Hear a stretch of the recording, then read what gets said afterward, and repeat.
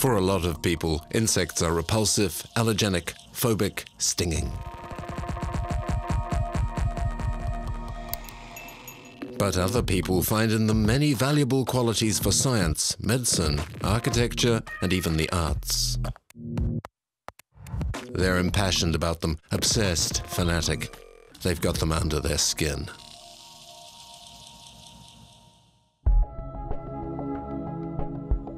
Throughout our history, humanity has been greatly inspired by insects in themselves, their structure, and their nests to elaborate our own creations. Engineers and architects owe many patents to the honeycombed nests of bees, the air conditioning systems of termite hills, and the underground cities of ants. Insects are capable of creating together nests of extraordinary ingenuity and complexity, so we can really say they are insect architects.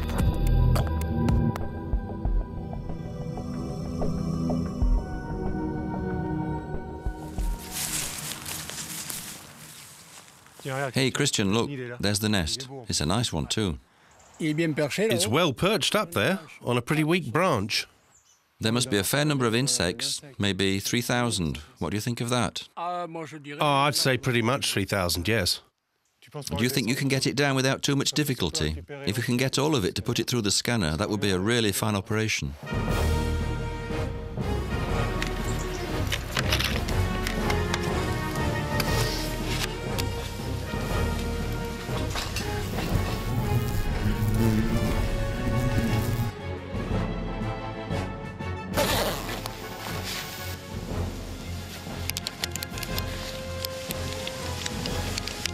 Voilà.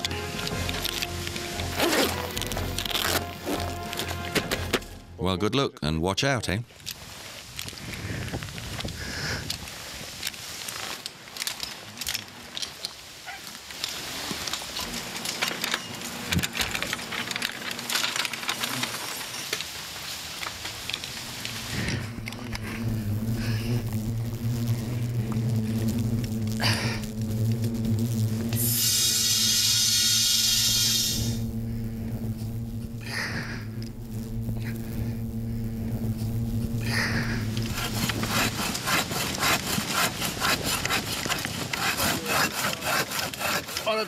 There you are. Thanks, Christian. It's heavy as well.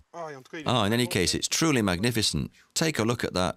You can clearly see the protective structure that shields the colony from bad weather. And we can really see what the workers have done. All the half circles that each worker has made when they've been to find vegetable fibers. It's like our own ancestors who used earth and stone to build their houses, you see. It's the same material. Here they actually go and find bits of wood which they mix with saliva, and that becomes paper.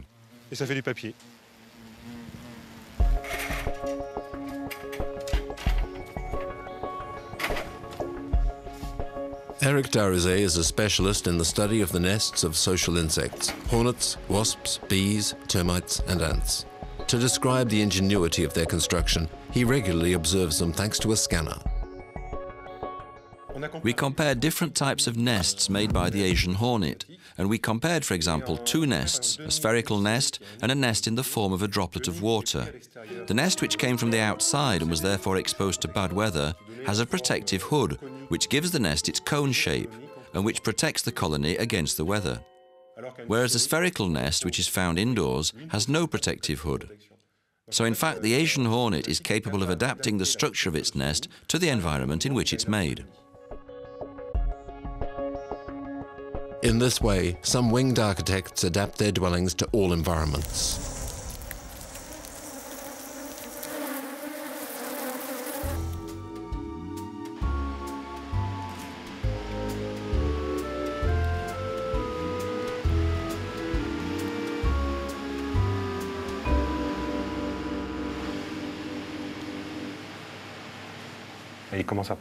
There the sheets are starting to appear.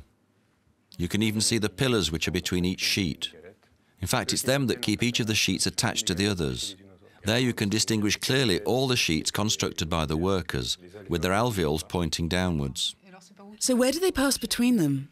In fact, there's a passage between the envelope and the periphery of the sheets which allows all the individuals passage from the top to the bottom of the nests. And there's a single opening at the base of the nest which allows the insects to go out. There, in fact, the role of each individual, each worker, is to go and look outside for nutrition to feed all the larvae, because each alveole contains a developing larva hatched by the queen. Other workers will seek out construction material to build a nest. For the nest, you see, at first it's very small, with the size of a ping-pong ball. It's the queen that builds that nest, which we call a foundation nest. Then she lays a first series of eggs in the little alveoles she has made, about between a dozen and 20 or so. The first generation of workers becomes adult, and after a while they add a second sheet below that, which they will again enlarge afterwards, and so on. The nest will grow thicker with each sheet, and in height with the number of sheets which are added one on top of the others.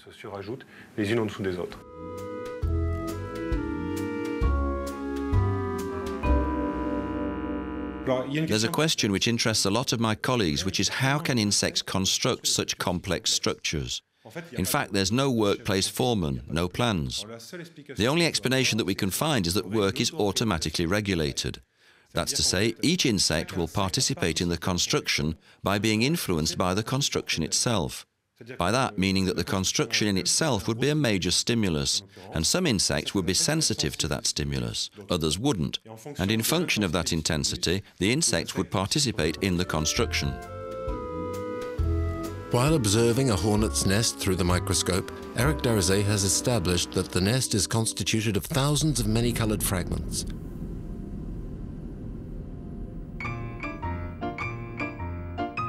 Each worker, attracted by the collective stimulus, will deposit in turn fragments of different materials.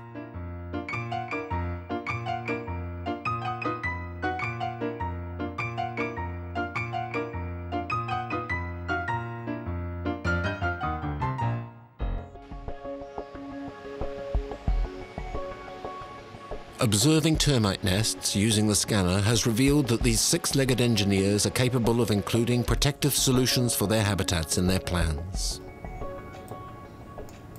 If we study an African termite hill using the scanner, we can visualize the position of all the chambers inside the structures, and we can locate the tunnels. So we suppose, it's the current hypothesis, that this has an application in defense terms. For example, we could have an ant colony which attacks the termite colony, and if the ants succeed in penetrating, piercing the external envelope, and getting into a chamber on the periphery of the nest, the termites just have to block a tunnel to defend themselves, which will serve to block the intrusion.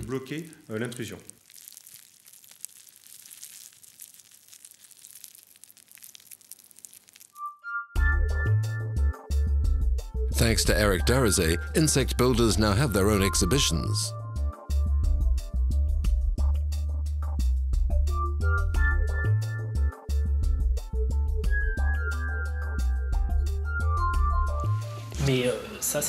But that was in his garden. No, it was in a farm. It was a car which was under a shelter. It got up to the seat level, and then after, you see, it went over the seat and started to fill up right to the roof. And how long did that take? There, this nest, it took about 2 weeks. Over several years, some hornet and wasp nests get bigger and bigger without any real explanation why. The record is held by a nest of vespular wasps, which was over 2 meters high and 1 meter wide. For Eric Darizet, the study of nest construction is just a start, but this science is advancing. Bees and wasps make six-sided alveoli. But why six-sided? This has been an enigma for a long time. Thomas Hales is a brilliant American mathematician, and he thinks he has resolved this mystery. The question that mathematicians have been asking is, why does the honeycomb have six sides?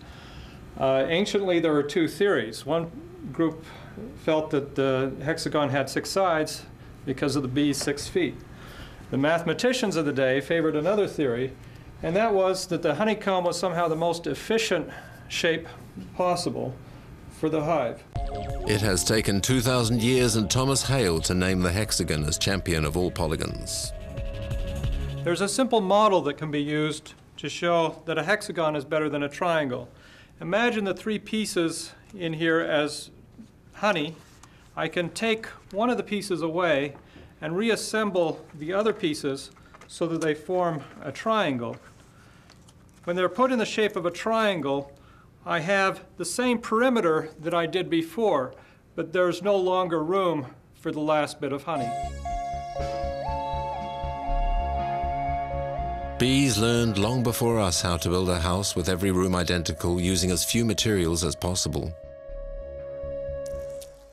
But how do they build such perfectly symmetrical combs? Surely due to the cohesion within the colony and the specific task attribution. During the first days of life, the young bees clean the hollow cells of the brood, enabling the queen to lay again. After the third day, their glands, sited in the head, activate, and from then they can feed the larvae.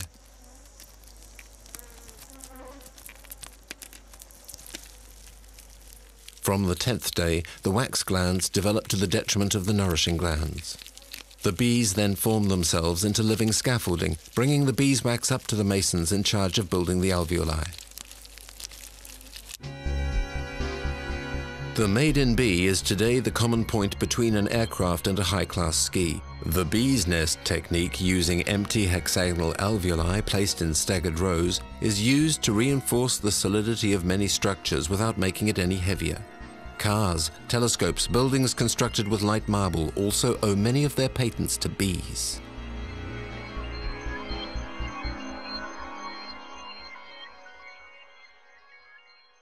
If the rigid cells of the bees can inspire us, many other insects have suggested different technological innovations. This science even has a name, bionics. Bionics is first inspired by the living world, which can be understood from the word itself. More specifically, we work on bionics, which leads to progress in resistance. So we look for things that insects have, for example, to be more resistant. For a detailed example, that means that when an engineer is confronted by a problem, he'll go and seek out those insects which have been confronted with the same problems and what solutions they have developed to respond to that problem. Whereas traditional wind generators only use 30% of wind energy, this new system is inspired directly by bees' wings, which greatly optimize efficiency.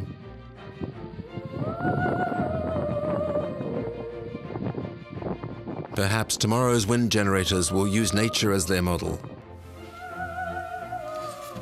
Even the dung beetle, this excrement eater, has given the bionic scientists ideas. Gautier Chapelle has noticed that the feet of dung beetles are always clean, thanks to a microscopic feature that covers them.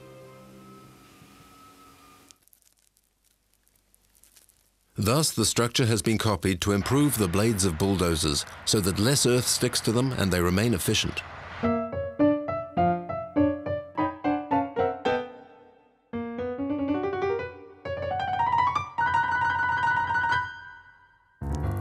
The microscopic surface of the dermal sheath, that is to say the carapace of the Namibian beetle, has also been copied by architects.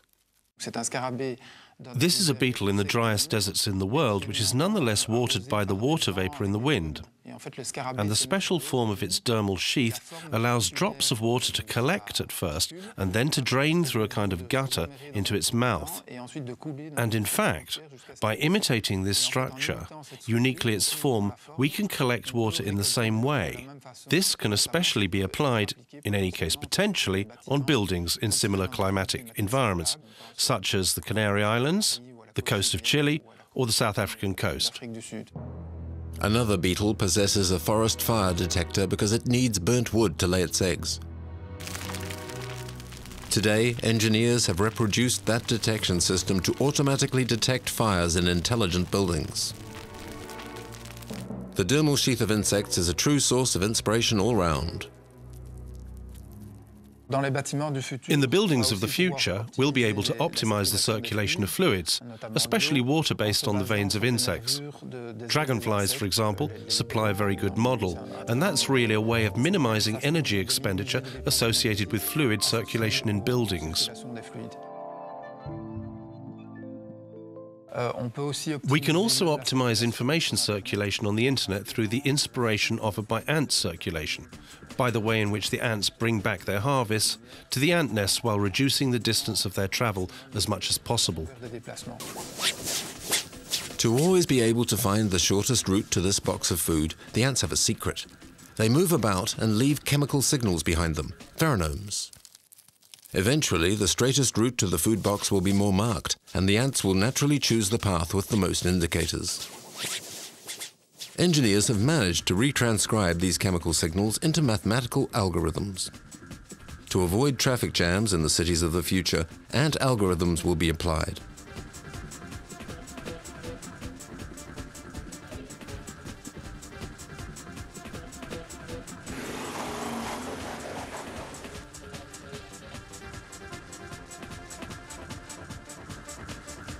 In fact, when traffic is fluid, ants leave a dense chemical trace which indicates the right direction. When the traffic is slow, the mark is weaker. It's enough to favor the strong traces to be able to avoid the jams. Routers direct information in the same way on the net, and can also do the same with vehicles to the more fluid paths. While urbanist ants use pheromones, they also guide ant architects to conceive their underground cities. The very small space between chambers is obtained thanks to construction plans left by their chemical signals.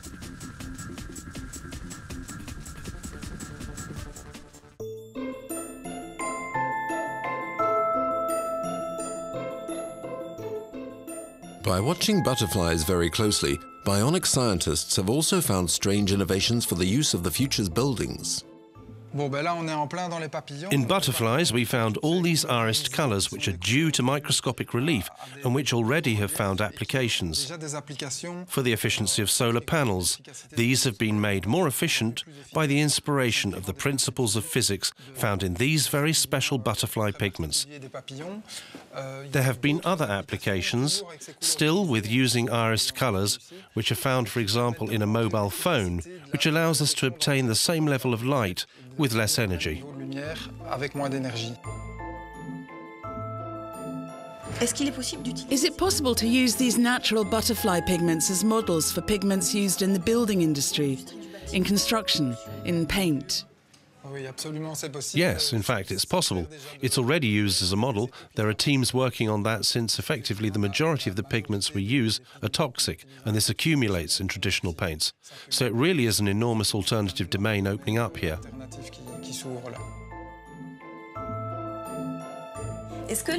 Are moths as interesting as butterflies? Yes, they're interesting at other levels. Firstly, because their eyes allow them to see at night and have therefore interesting optic properties, again for solar panels. And in other ways, they have very sensitive chemical receptors which are able to locate the females kilometers away by odor. And that allows us to develop sensitive chemical receptors.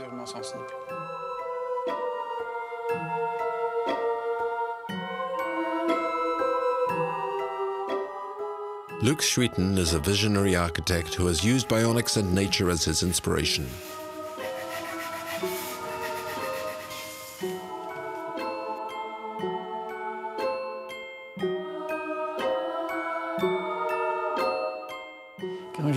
When I imagined this biohabitat, I thought of this dragonfly wing.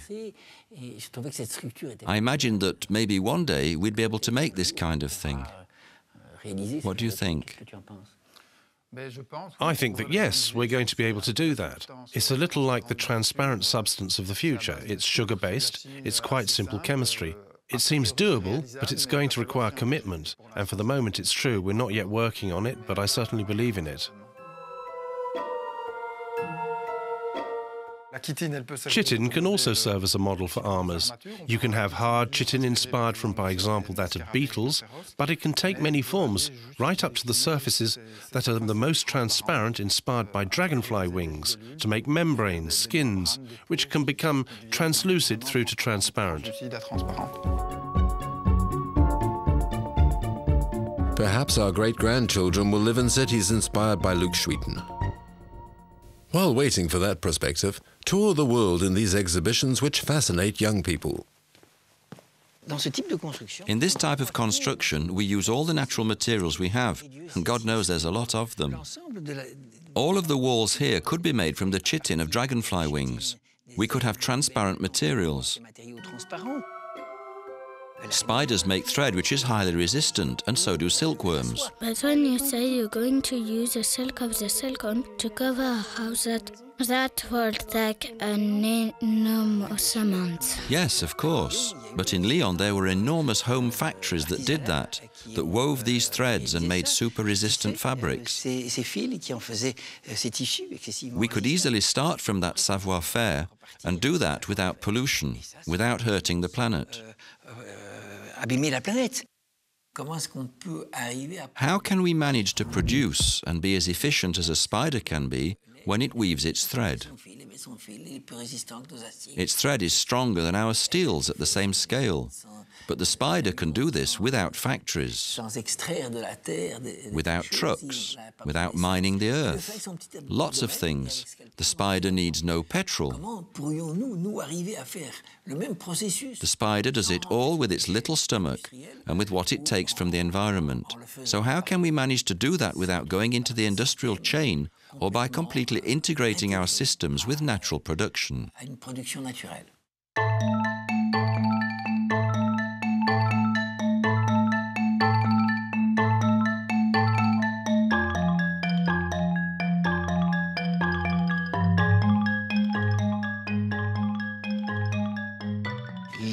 The lighting in our buildings could very well come from a system of bioluminescence. We've got insects like glowworms, which make this very, very intense light, and which could be used in analogous processes. Not by using glowworms, obviously. That would be a bit complicated, but by using that chemistry, that way of functioning. And you can imagine the light that would give, that would be enough for our comfort.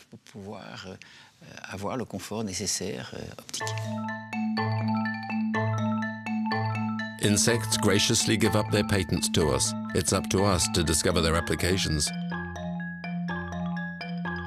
They have no internal skeleton, but an external envelope, the exoskeleton, which protects them. When a man runs, he uses 50% of his recoverable energy the moment he hits the ground. So that this energy wouldn't be lost, I imagined working with an exoskeleton, which would be very close to that of grasshoppers, because they recover that energy with a kind of spring.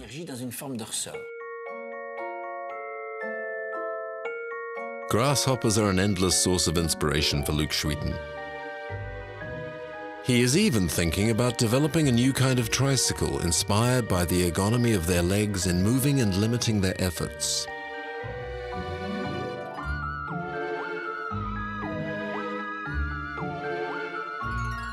Convoys of pine processionaries have inspired him with the concept of the caterpillar train, where wagons join and move linked together in a linked line. This principle of autonomous movement, or in convoys, would allow an energetic gain for the transport at the heart of our cities.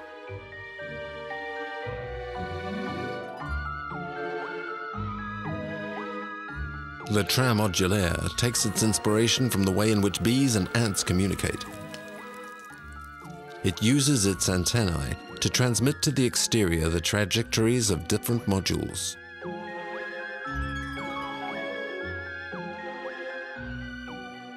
Luc Schwieten is really a visionary architect. He's an architect of life and also one of those rare people who lets us project ourselves forward into future cities that have completely integrated bionics. These are positive cities that make you want to live there.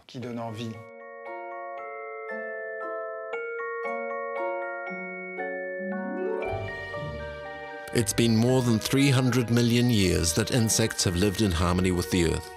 They're experts in durability, so we have to learn how to watch them to get answers to our questions. The first cities were invented by ants, well before man. They were organized in vast colonies, which were a little like our towns. In imagining that city, I took off from that idea. The ants have greenfly farms, which might correspond to hen runs in that city.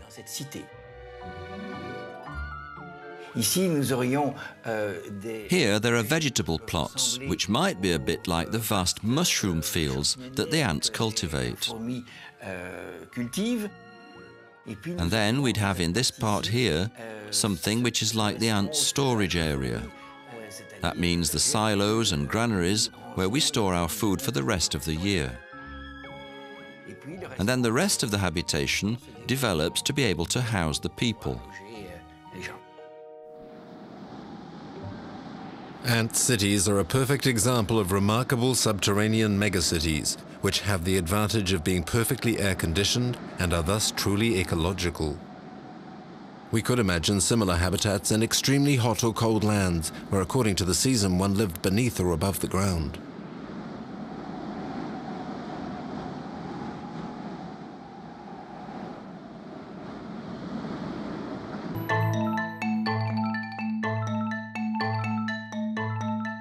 Walter Schenkel is trying to understand how the ants, without a project head and without a building plan, can build such complex and varied forms of nests.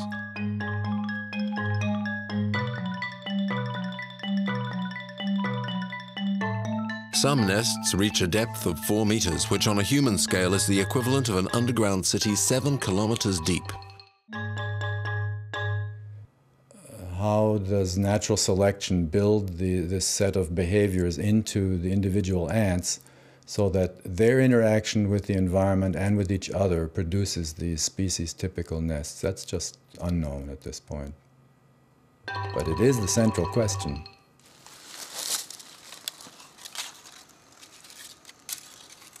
Hey, Kevin, here's a harvester ant nest. It might be pretty good. What do you think? Yeah. To make the nest skeletons, Walter uses aluminium heated to 670 degrees. Oh, it's rising. I think we got it.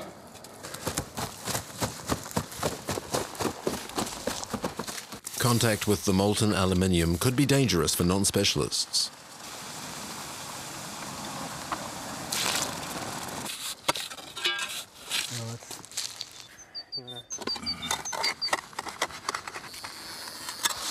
Okay, lay it down. We got it. Watch out. In this underground city, 8,000 harvester ants once lived.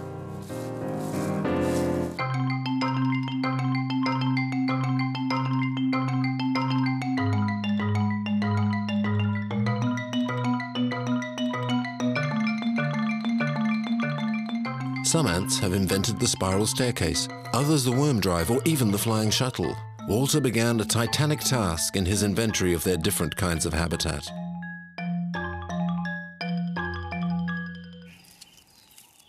Ants didn't wait for man to learn to sew. Weaver ants even invented the weaving shuttle. Turning themselves into a living shuttle, ant larvae donate both their silk and their lives.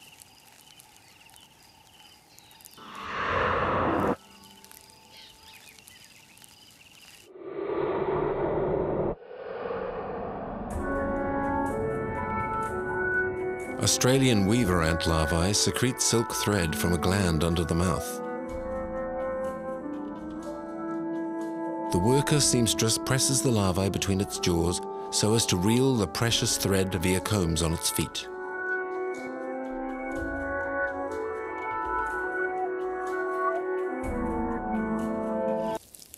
Ants are the perfect urbanists. They know in fact how to adapt the facades of their environment to perfectly integrate themselves into their environment. Thus they use different kinds of leaves. Thousands of woven threads enable the building of extremely light but resistant leaf structures, giving architects interesting ideas. Bring it this way. Bring it this way. Keep going. Keep going. Bring it this way. This structure is based on the weaver ant design. The weaver ants collect sticks and leaves and all kinds of things that they find, and they put it together with pieces of silk, just like we did with this structure. The architect Eugene Sui has used this principle to create very light towers capable of bearing great weight. By borrowing ideas from nature, he's seeking ways to produce environment-friendly housing that's economic, quick, safe, aesthetic, and natural.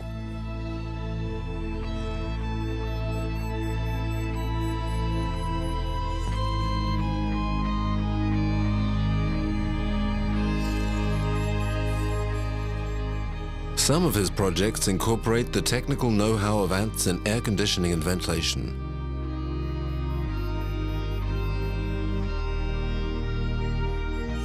In California, earthquakes, fire and floods are a constant worry.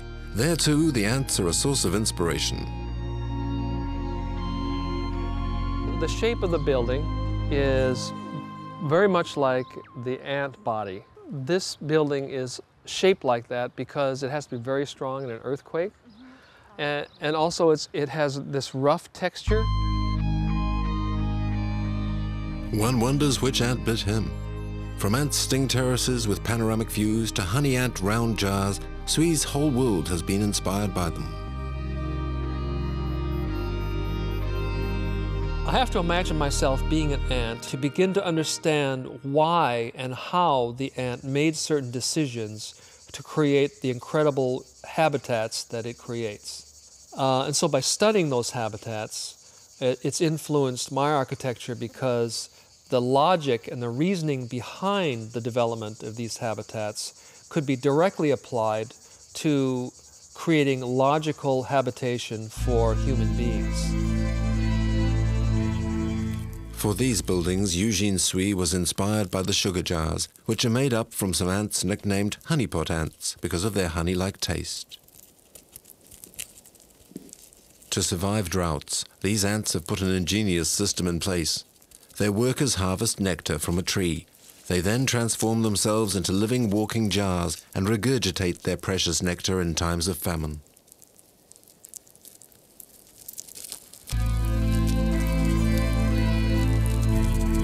What's interesting is that the angle of 15 degrees, which parallels the angle of the tunnel passageways for ant colonies. This project for a bridge linking Africa and Europe via the Straits of Gibraltar is not a pipe dream. Ants are capable of overcoming obstacles just as big in ant terms to make genuine suspension bridges. To do this, thousands of ants form themselves into cables and girders.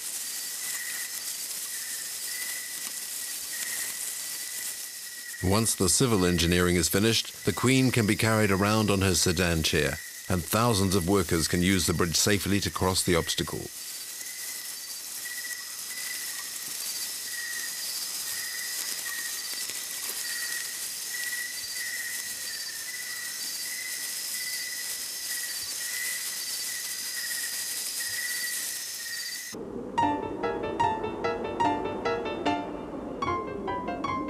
Termites have nothing to be jealous of ants about when it comes to building.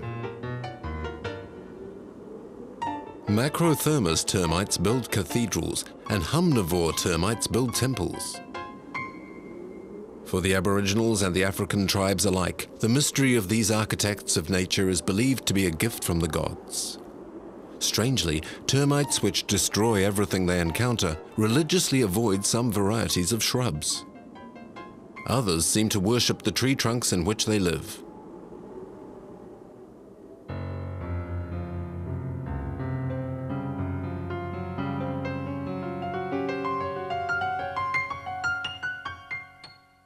Some termites build mounds which seem to defy the laws of gravity and logic.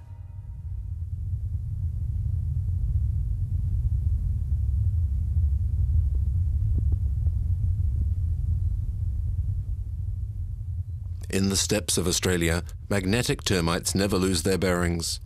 Their homes are just a few centimeters wide from north to south, but several meters long from west to east. The burning midday sun only strikes a very small surface of the mound, while the morning and evening rays warm both sides.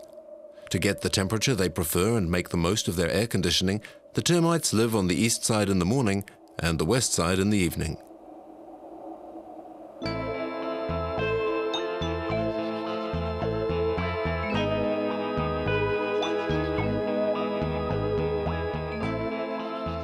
Made in termite land, air conditioning equipment inspires today's architects. Termites may not have central heating, but they do have ideas.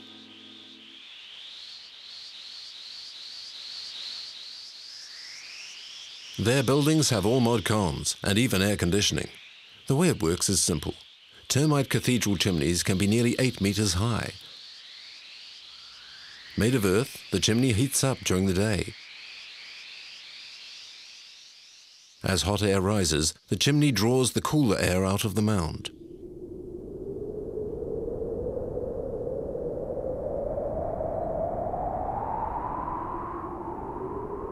At night, the termite's home is warmed by the heat stored in the ground during the day.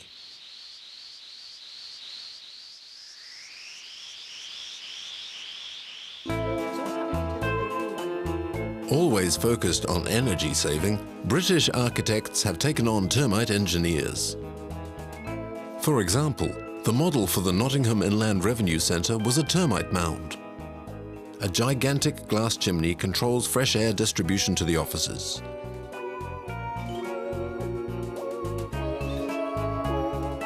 At the University of Leicester, enormous 13-metre-high chimneys pull down fresh air which emerges directly from grids under the students' seats and bottoms. Engineer-architect Sandy Halliday has just found a new job for termites as trench diggers. I've been really interested for some time in the prospect of studying animal architecture, but I couldn't see why anybody would give us research funding to study what's essentially spit and shit.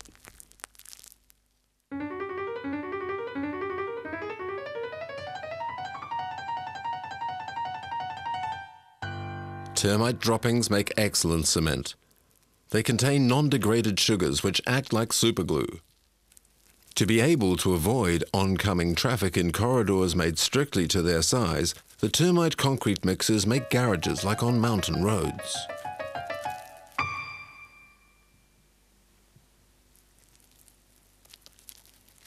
In front of each building site, a soldier on duty protects the concrete layers. After identifying the exact place with their antennae, the worker termites bring in the grains of sand and suddenly turn round to lay the cement in the gap. In the future, we might find ourselves able to produce something like the kind of environmentally friendly cements which termites themselves presently produce from their own abdomens. And that would be an enormous step forward into a more environmentally friendly construction industry. For Sandy, man has never invented anything.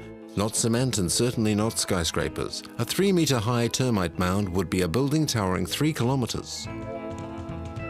African civilizations have copied termite mound architecture for a long time, in particular in the mosques of Burkina Faso and Mali.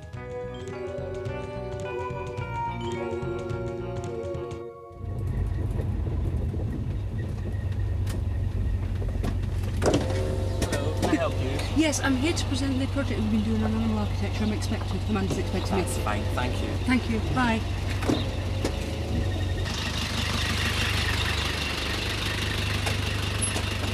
Thank you.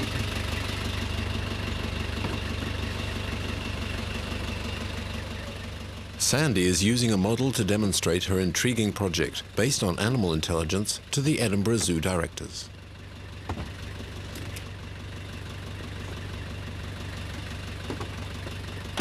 The building that we've been looking at is based on the principles of animal architecture, in particular the termite mound, which forms this central core here. More research to go into that to figure out what we can really learn in terms of how to bond it. And this here will be the cafe and restaurant looking at this fabulous view.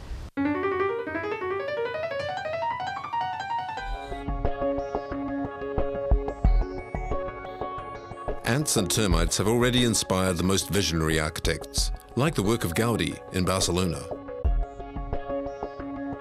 For Gaudi, the secret of beauty is in nature. Insects, he emphasized, practically never use a straight line.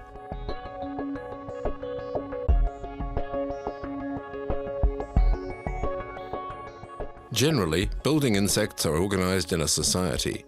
Although spiders are solitary, they are excellent builders all the same. Whom among us has not been struck by the magnificence of a spider's web? Not all spiders weave in the same way. Some knit silk webs with variable geometry with threads that are further or closer apart. Other species can produce up to 8 different sorts of silk, depending on how it is to be used. Silk for the web, for security, for cocoons, for wrapping up prey, etc.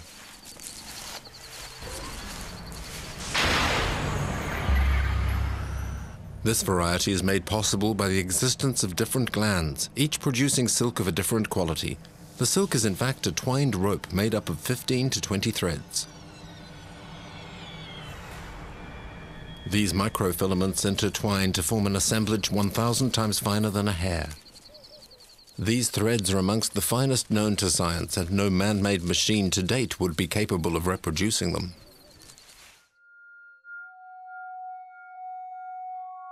When the silk trap is magnified several thousand times with the microscope, we can see the balls of glue that enable the prey to be held more easily. In addition, the thread cannot give way. It is twice as solid as our Kevlar, which is used for bulletproof vests. It is acid resistant and more elastic than nylon. Spider silk needs to be extremely strong because the spider regularly leaps into the void to attain the speed required for efficient web spinning. For decades, many researchers have been attempting to copy the super properties of spider silk.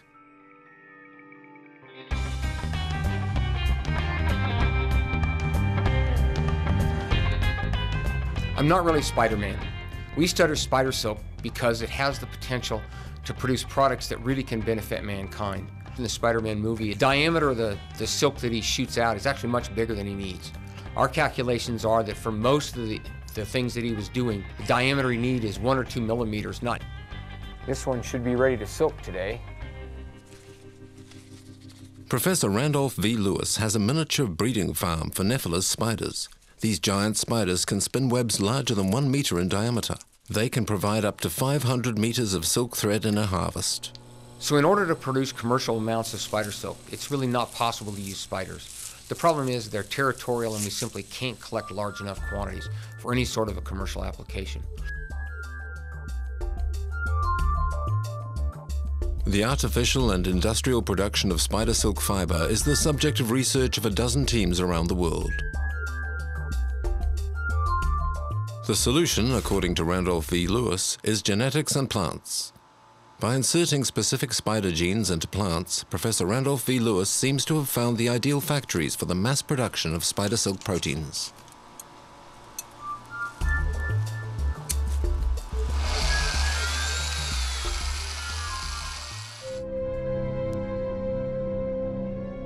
Other research teams have chosen bacteria or even goat milk for duplicating spider silk proteins genetically and industrially.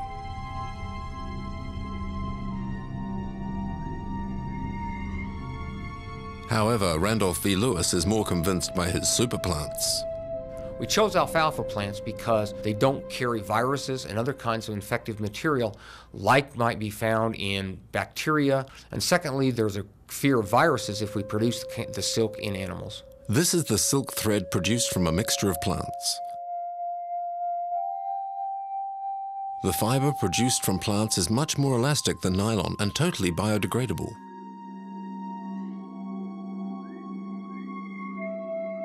This already interests cable manufacturers for suspended bridges, but could also become part of the manufacture of biomaterials for buildings.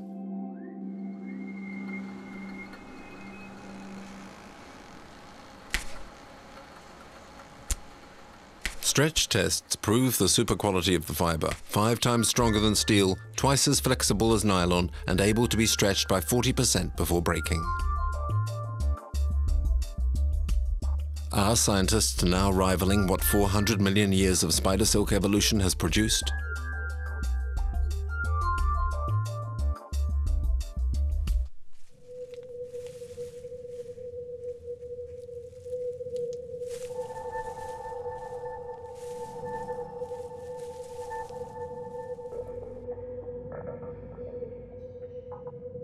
Professor Bertrand Kraft also has a profound interest in the virtues of spider webs.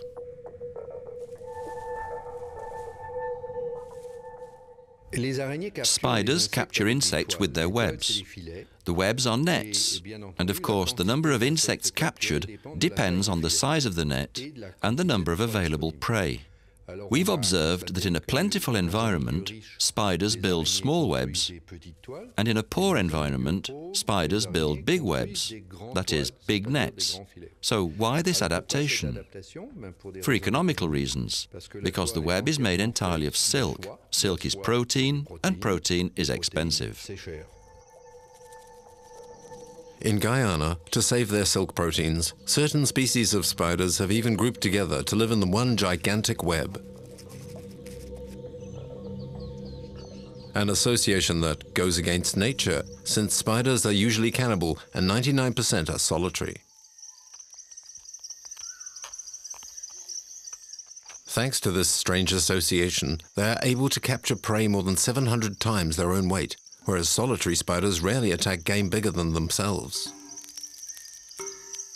Through vibrations in the web, the attack signal is given, and dozens of spiders run to do battle. The meal will be shared by the whole community.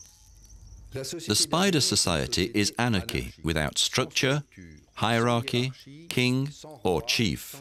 And yet it functions in a harmonious way, enough to send chills up the spines of politicians, since there's no need for hierarchy.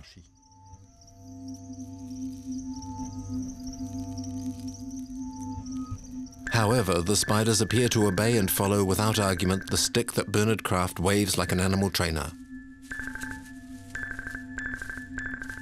In fact, all they do is follow the vibrations propagated by the silk. Their ability to detect movements ranging from a millimeter to a nanometer is due to the multitude of hairs and sensors distributed over their bodies and their 8 legs.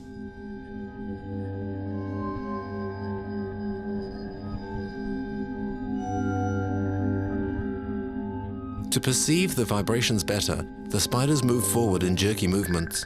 At each pause, the hairs and sensors pick up the slightest movements and tremors of the web.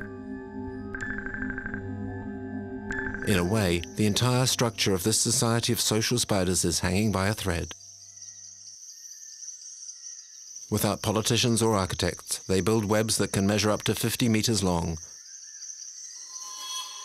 In contrast to perfectly geometrical webs, these look chaotic. No obvious architectural rules, and yet this immense web tent is held up by guy lines. On closer inspection, we find the same principles of tension used in suspended bridges.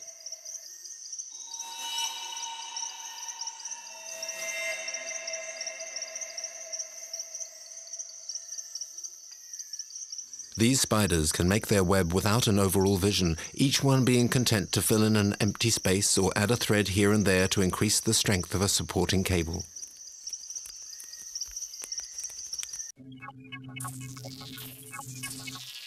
This interlacing of webs is chaotic merely in appearance. It is the silk that enables the spiders to communicate, to organize themselves, and thus create these web superstructures.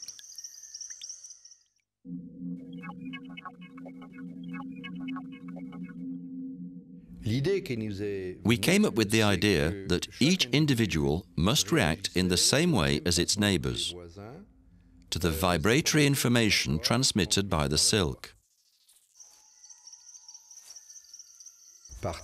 Based on this idea, we created a computer model using 1. The principle that the spiders do not fight amongst themselves, 2. That all the spiders react in the same way to the information, and that there is cooperation, in other words, a sort of social intelligence. Should we therefore add spiders to the list of social insects? Maybe not, but arachnoids deserve in any case the title of architects as much as do the ants, the bees or termites. The cities of tomorrow will use bionics, and social insects will contribute enormously.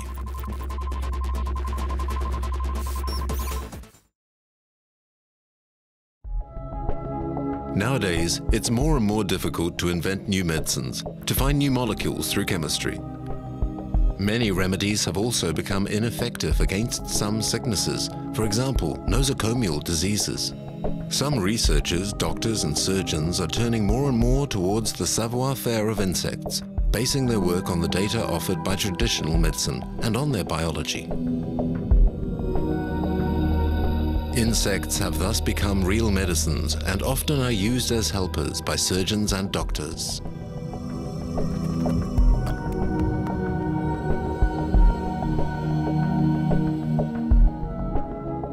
Although the venom of insects evokes our worst memories, often painful and sometimes even provoking allergic reactions, its properties can be beneficial for our health. The Atrax is the most venomous spider in the world. However, some researchers are using its venom for therapeutic purposes. I found this spider in my backyard and I was just wondering if you knew what kind it was or whether it was dangerous.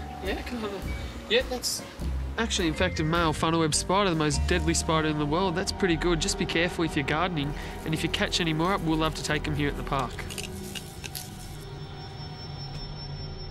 The public are good suppliers of Atrax for the University of Sydney.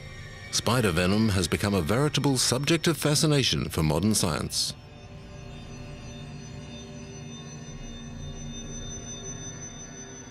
We're interested in the Atrax species of spiders because they produce around about 600 compounds in their venom. So these are, many of which are very toxic to insects. So these compounds can potentially be developed as insecticidal agents because they're highly selective for insect species.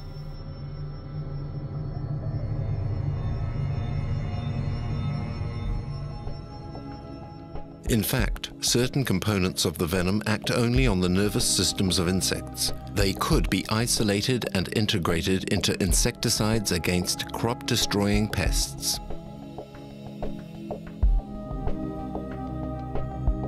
Israeli researchers have also shown that Atrax venom systematically induces prolonged penile erections.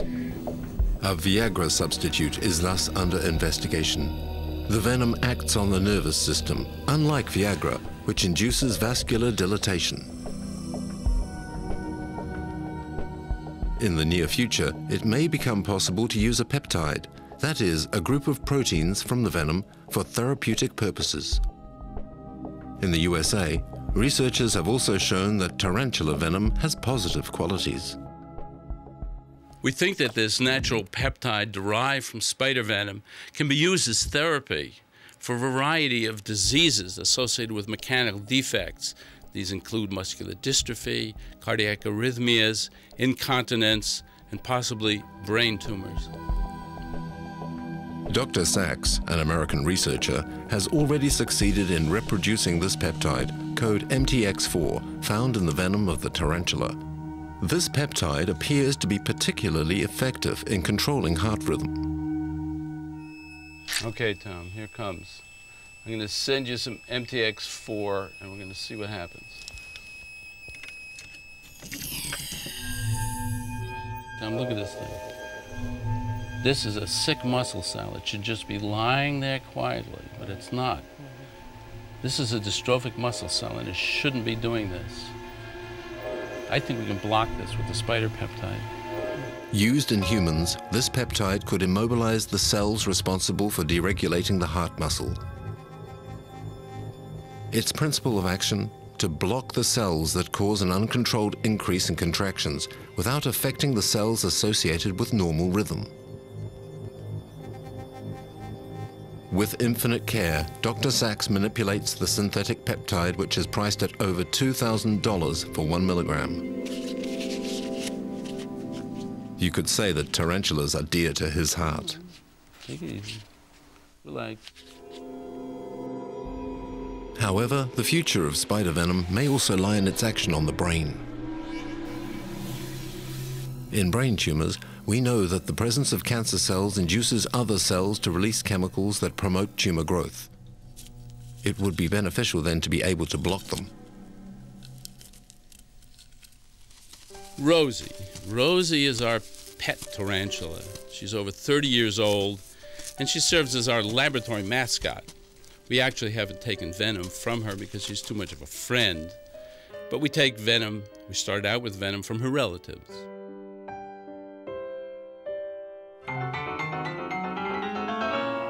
If spiders are becoming our friends, thanks to the positive qualities of their venom, what about bee venom?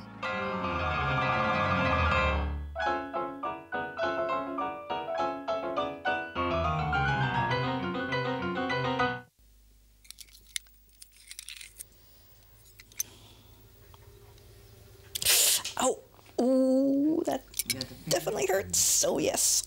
Ooh. This medicine has a name today, bee therapy, a method that goes back to ancient times. Bee therapists sting their patients at the acupuncture points. The therapeutic indications are primarily rheumatism, arthritis, and multiple sclerosis.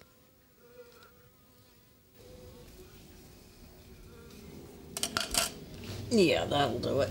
That'll do it. That's where you want it, huh? No! Go ahead. Oh, I think that's an atomic bee. Can you feel that? Mm-hmm. No, I just didn't sit here and cry. I can definitely feel it. After each session, the bee therapist has the patient sign a discharge in the event of allergy. 60,000 people in America indulge in bee therapy regularly at specialist practitioners and even within the family. I am a woman, 53 years old, who has recently been diagnosed with multiple sclerosis. I saw on your website that you have written a book called How Well Are You Willing to Be? And I was wondering if bees might be able to help me. Pat Wagner has become herself and escaped the fatal outcome predicted by her doctor for her multiple sclerosis. Pat has become a believer and a bee therapist. She reminds us that the bee is cited nearly 30 times in the Bible. Many times I have stung people that have come in with canes or crutches or something due to various problems with the legs. And to have them come back in after they've left in a hurried manner, and I'm concerned with what's wrong, and I said, what's happening? And they say, I left my cane, or I left my crutch. Where is it? I can't find it. And I find it humorous that they've gone out of here without something that they couldn't come in the house without. It's a miracle. It's wonderful.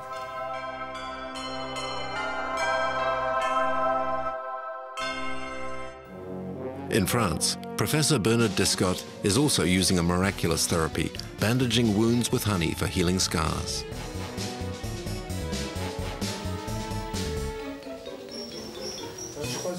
I believe that what is crucial is to make sure the honey penetrates deeply into all the tiny cracks of the wound to avoid any pulling occurring. Honey is used for healing difficult wounds. Its advantage is that the enzymes in honey produce just the required amount of hydrogen peroxide to disinfect the wound, while maintaining a humid environment that encourages cell regeneration. There are some amusing stories on honey-based dressings, such as a medical consultant who refused claims for such dressings on the pretext that they contained honey.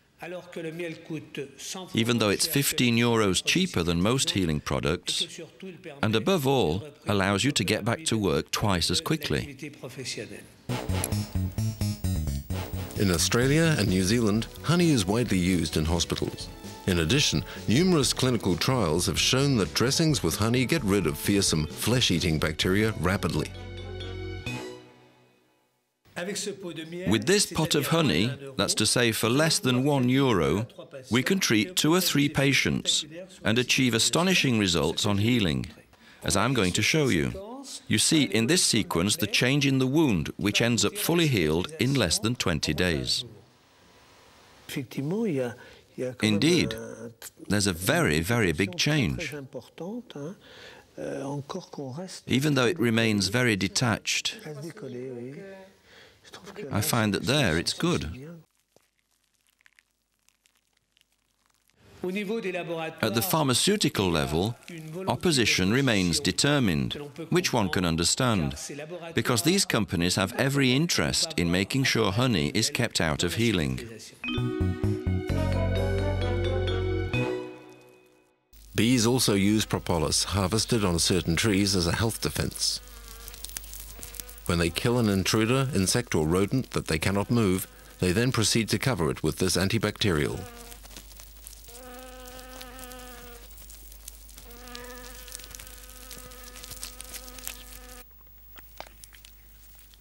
For the moment in France, the choice of honey is still made in a tailored fashion.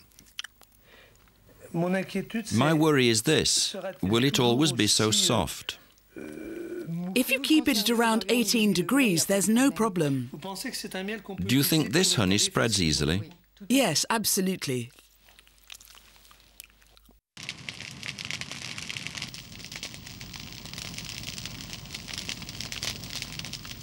For a long time, honey has been used in India as an antiseptic.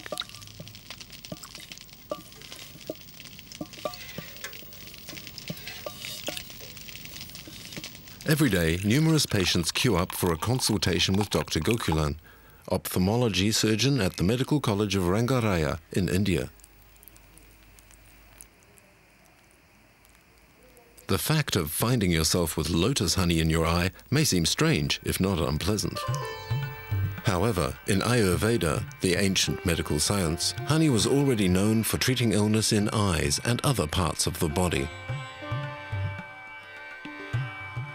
We have a method of treatment where we use a decoction added with 1/4 of honey. This entire quantity is ingested to the rectum, and after a certain period of time, this is evacuated naturally. Dr. Gokulan is planning to evaluate these ancient methods and test some new honey.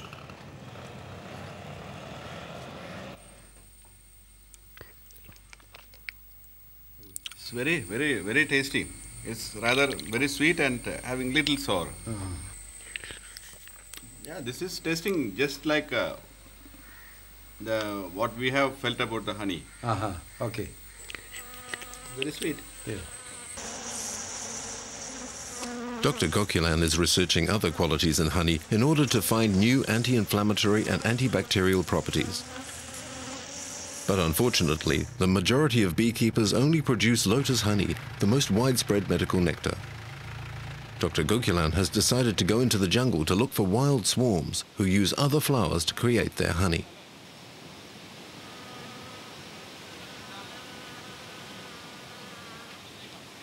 For him, the bee is a flying pharmacy.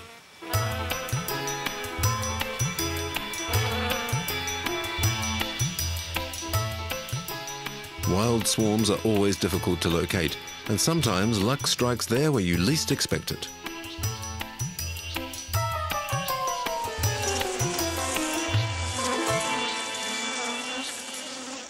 Thanking Mother Nature and the bees has become a daily ritual for Dr. Gokulan. Can you see my eyes? Very large eyes. Okay. Yeah. No. You C N E T D D N D T D. After this examination, now we are going to have a treatment, very excellent treatment with honey. You know, you have seen honey? Love honey. You love honey, very good.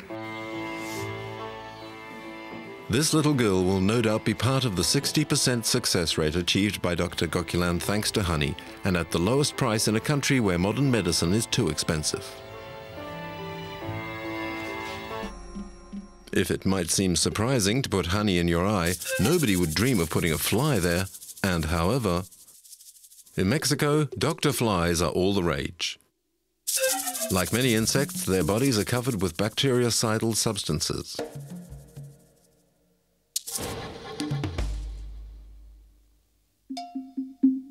Doctor flies do the trick. Igualmente pedimos por todas nuestras familias y pues así sea.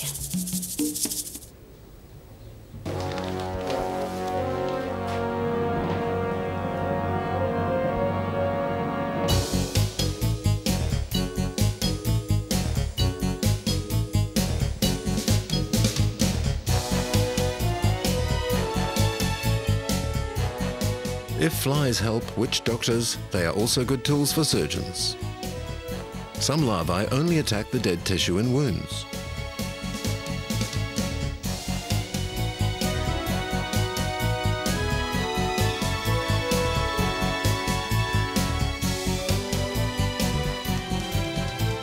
John Church is called the Maggot Man.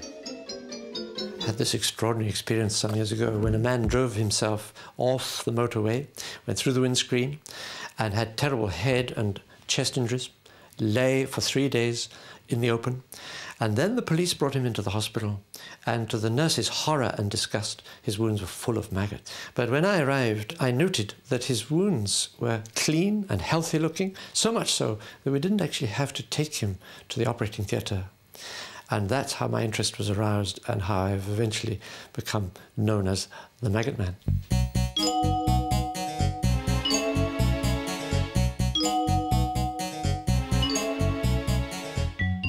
To obtain sterile larvae, a top-secret process was employed by the only fly stock farm in the world, in Wales.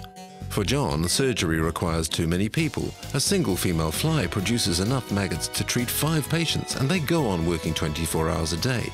His care kit comprises 500 sterile larvae and only costs €107. But people find maggot therapy disgusting, and it usually is only used when surgery or antibiotics fail. Hello, John. I see you're just having the maggots put in the wound. Yes. Have you had these before in this way? No. No.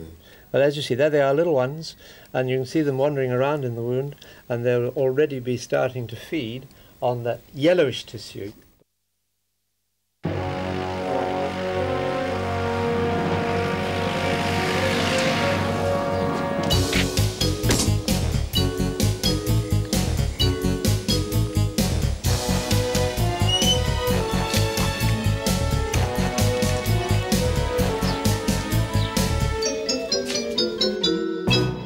John, it's now some months since this wound healed. How is it? Fine. If I examine it like this, is it tender? No. It hasn't been infected? No. Let's have you standing up for a moment. Can you come up on your toes? Yeah, down again. That's comfortable? Yes, yes. Excellent. John, this is the picture where the maggots are under the gangrenous skin. Could you feel them? Yes, yes, I can feel them wriggling about. Wriggling about or tickling? Yes, yeah. And here is the time when the gangrenous skin has gone, but there's still some yellow tissue, and that was also eaten by the next lot of maggots, is that right? Yes. And after that it went on to heal fully. Yes, yes. How does it feel now? Fine, Yes. no trouble at all. Excellent. Really amazed. Today, 300 treatment centres have opened in England, and over 1,500 people have already been treated by maggot therapy. In Central Africa, they practice termite therapy. The preparation consists of taking living soldier termites from a termite hill and crushing their heads to obtain a healing paste.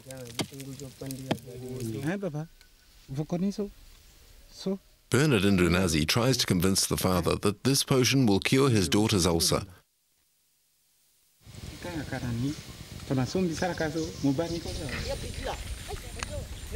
Dad remains skeptical.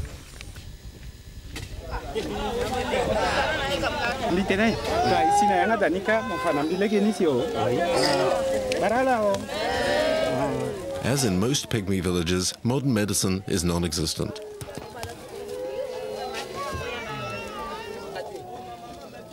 As an alternative, crushed Macrothermus soldier termites are directly applied to the wound.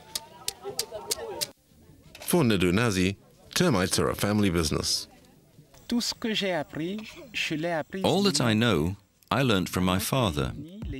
Our tribe, the Sumas, have cured ulcers with termites for many generations. It only stopped when the missionaries arrived and tried to end our initiation rites.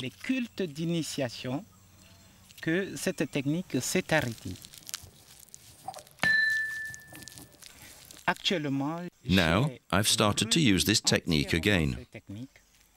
And I'm trying to spread the word so people who don't have access to antibiotics can care for themselves using this technique instead.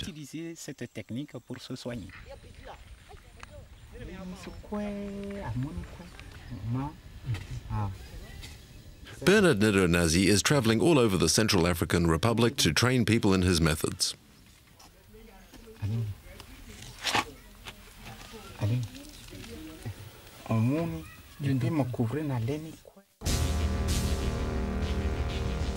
It is probably the secretions from glands and the chitin in the soldier termites' armoured heads that make these cures.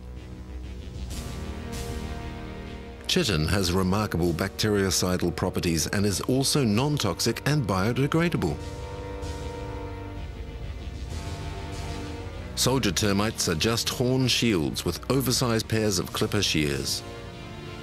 This armament is so heavy and cumbersome that they have to be beak-fed by worker termites.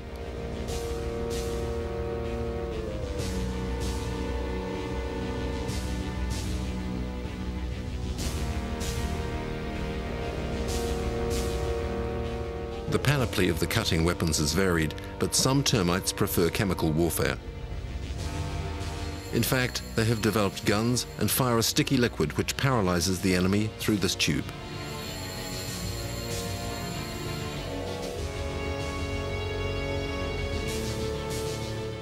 The properties of this liquid could also find applications in medicine.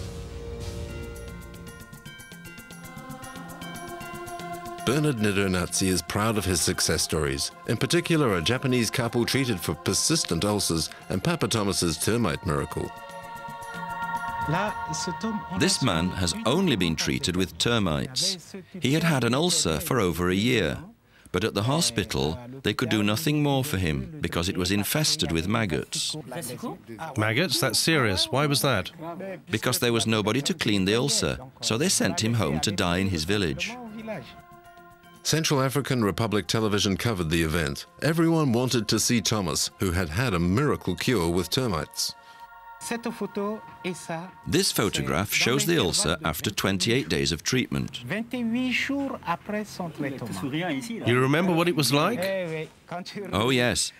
It's almost a ghost story, because people who come back from the dead are ghosts, aren't they? And Thomas was really far gone.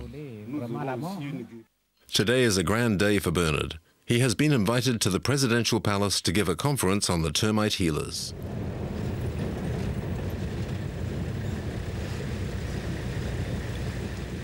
Hello, Dr. Donoval. I'm here for the ceremony.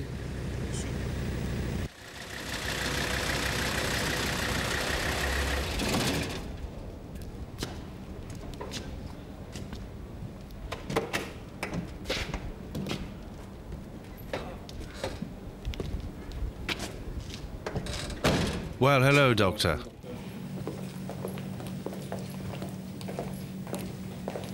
The ambassadors and the UN and WHO delegates were convened for the presentation.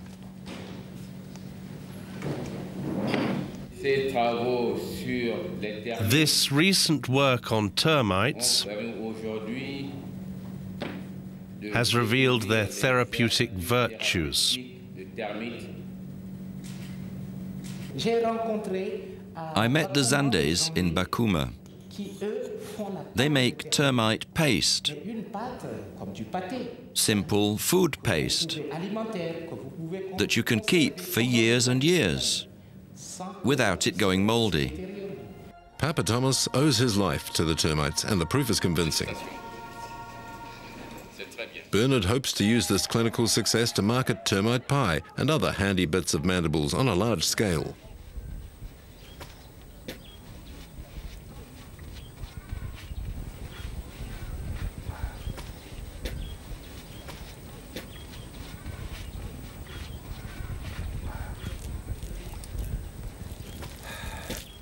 This woman, who looks more like a termite mound, has painful joints.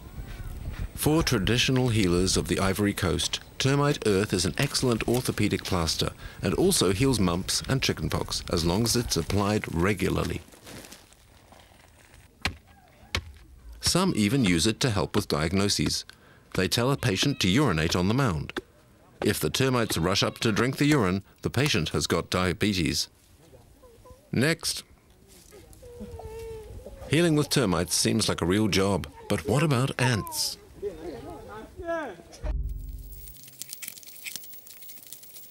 These Australian ants have therapeutic qualities like termites do. The problem is getting near them because their sting is very painful.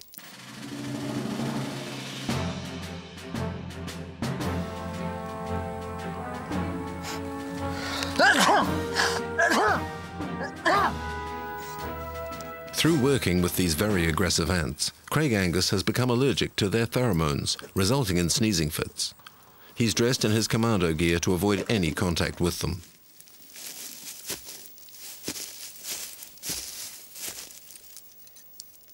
Craig Angus is the assistant of Professor Andrew Beattie. They work on the antibiotic properties of ants. Craig has mastered the art of ant bondage. The objective is to extract, without killing the ant, an antiseptic substance contained in its glands. The quantity is minute, but enough to give the ant good immunity against germs.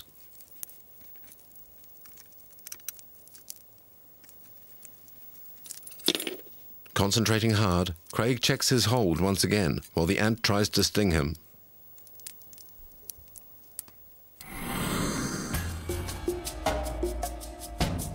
In this box, all the bacteria around the 2 drops of ant antibiotic have been eliminated. Aboriginal Australians understood the antibiotic properties of ants. They would throw a cloth onto an ant nest until it was covered in ants, and then shake them off. Understood the antibiotic properties of ants. They would throw a cloth onto an ant nest until it was covered in ants, and then shake them off, and then bind a wound with the cloth.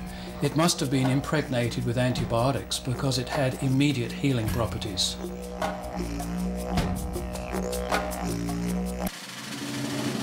Man only discovered antibiotics 60 years ago, whereas ants have been using them for 60 million years. The conventional use of antibiotics is causing resistance on the part of the bacteria that cause human diseases worldwide. New sources of antibiotics have to be found as quickly as possible. We believe that our research into antibiotics produced by ants and other insects will provide insights into new ways of fighting human disease.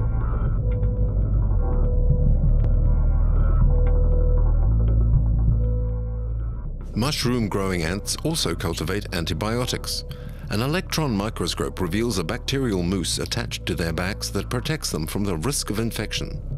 These antibiotics are manufactured in underground chambers from chewed leaves that turn into a substratum in which the fungus grows and produces food and medicines for the colony.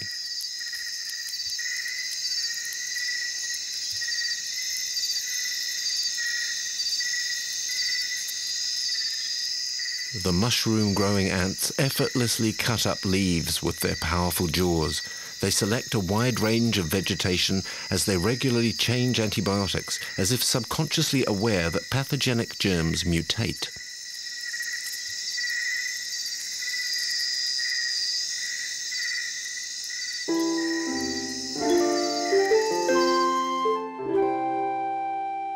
Throughout history, ants have been genuine walking and chewing pharmacists. In the Middle Ages in Europe, people used their formic acid to preserve animal corpses and to clean certain wounds. More recently in Africa, they were used as surgical staples to close cuts. They bit into the flesh in such a way that the sides of the wound closed. Once the jaws closed, the ant's body was cut off, leaving just the insect staple.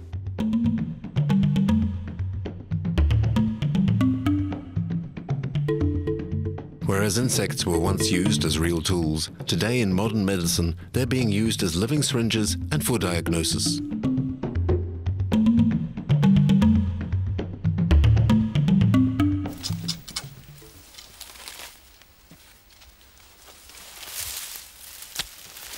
Which one? Take the black one, it's fastest. The method of using fleas as living syringes for transmitting vaccines was invented by the French bioespace team led by Elizabeth. They have been vaccinating wild rabbits against myxomatosis for several years already. Bring me the first rabbit to come out so we can collect the fleas. Okay. Ferrets are just the thing to frighten the rabbits out of their holes in this heath, where a few weeks before Elizabeth had released a batch of vaccinating fleas. There he is.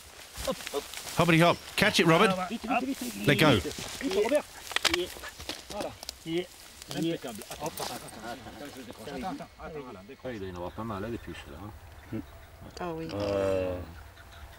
Look, you can see them. Well, they're off. So many of them. Elizabeth collects the fleas so she can check if the fleas on the rabbits are her special vaccinating variety.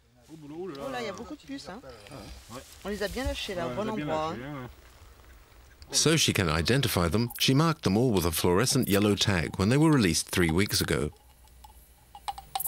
The vaccine they contain was transmitted to the rabbits by their buccal organs whenever they fed.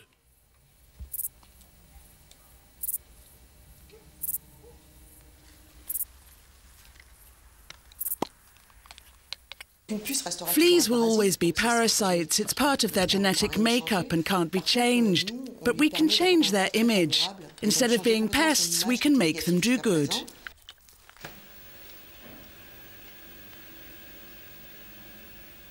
A blood sample shows at once if the fleas have given the rabbits immunity to myxomatosis. Elizabeth uses a UV radiation sensor to detect the yellow fluo traces of the vaccinating fleas.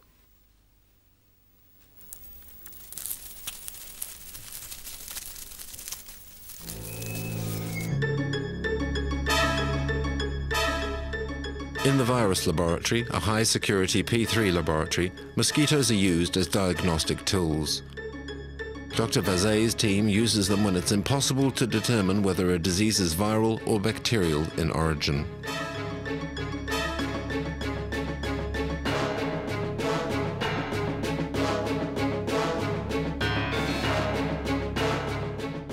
Thus, the mosquito donates its body to science. Dr. Vazay injects strains of diseases she cannot identify into the digestive tracts of mosquitoes. These strains multiply quickly in their bodies, making identification possible.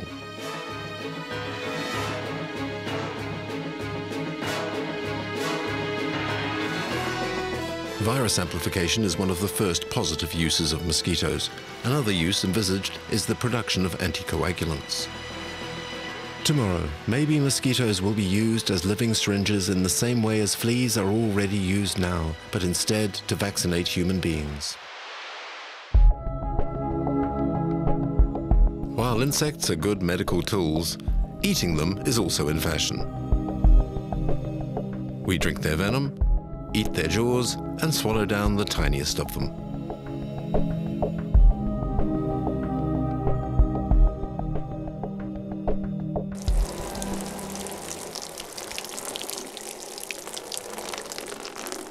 Mrs. Huang raises tarantulas for Chinese medicine and sells them dried or in wine.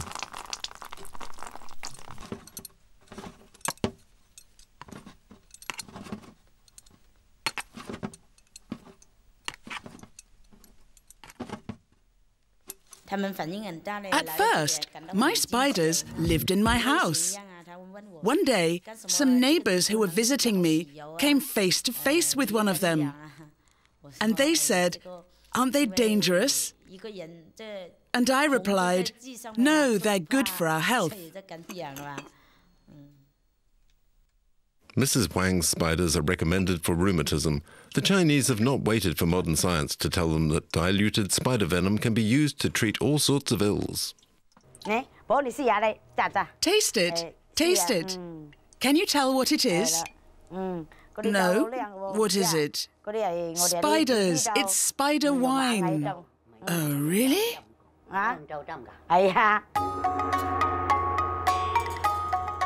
Apparently, her spider wine is effective, since she receives many orders for it from all over China. Some of her patients use it for toothache, kidney problems, paralysis, and, with the addition of dates, to treat inflammation.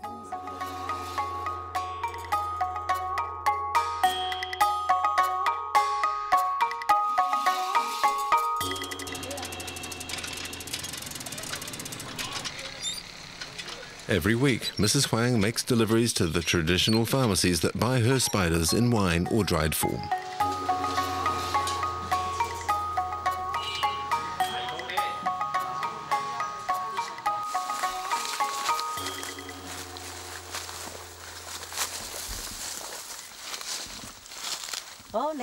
Look, there are even more nests here. This one must be big. Yesterday we found quite a few. There's sure to be a big spider in this one. The entrance is really wide.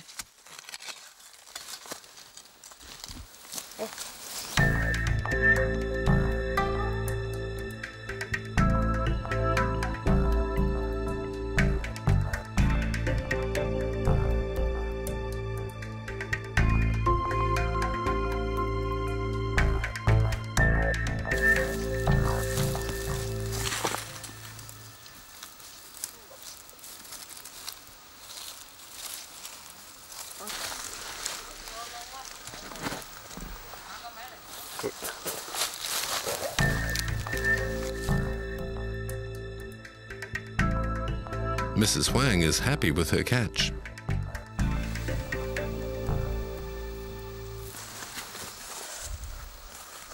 Oh, damn, it bit me. Mrs. Huang has been bitten more than 20 times. One day she had to be hospitalized, but she has never given up.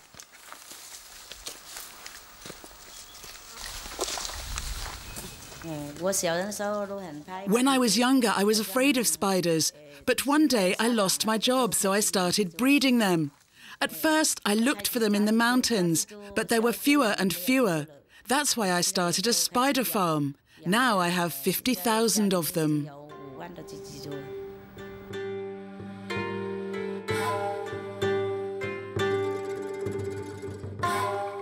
The finest specimens gathered in the mountains are destined for breeding. The others will be drowned in the elixir wine to conserve, according to Mrs. Huang, all their potential energy.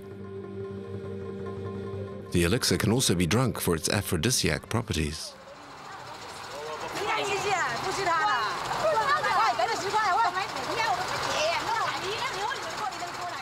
Each month, Mrs. Huang takes the bus with her frightening load of tarantulas.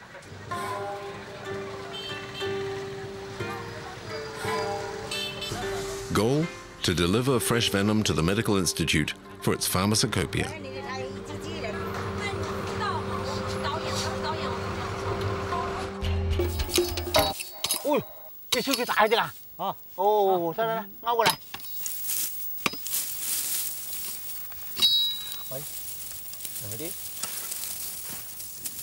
In the land of Mao, ants fall from the skies.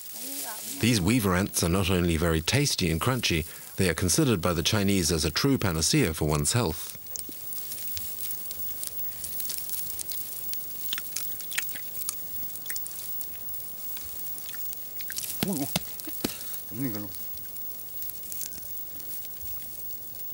Humans are not the only ones to like them. To protect themselves from predators, the ants weave their nests out of leaves in the trees. Watch out!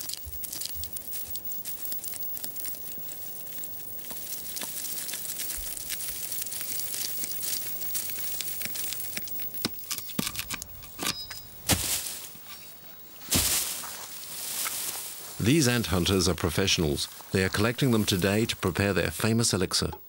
According to traditional Chinese medicine, the weaver ants can increase the appetite of persons suffering from cancer, can reduce pain and even aging in men.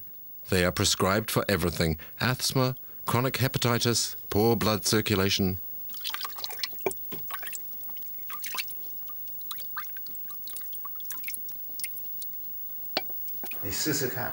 Taste this. It's ant wine. It's good for you. Try some.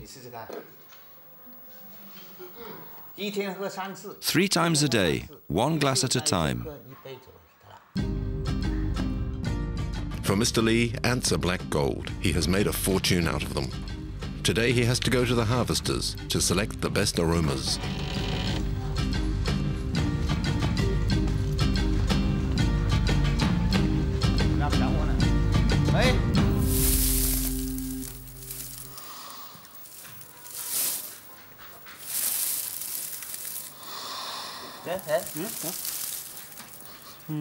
Okay. These 2 bags are good. Yes, they're the same. A little more.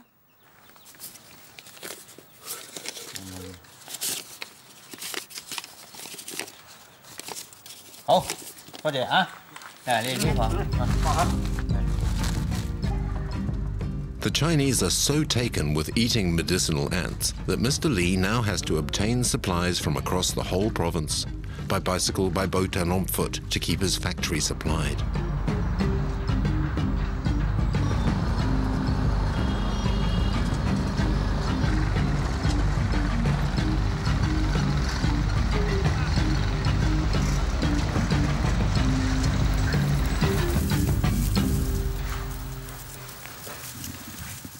Sorting ants is still done by the use of delicate hands, but Mr. Lee uses industrial pharmaceutical machinery to convert them into powder or capsules.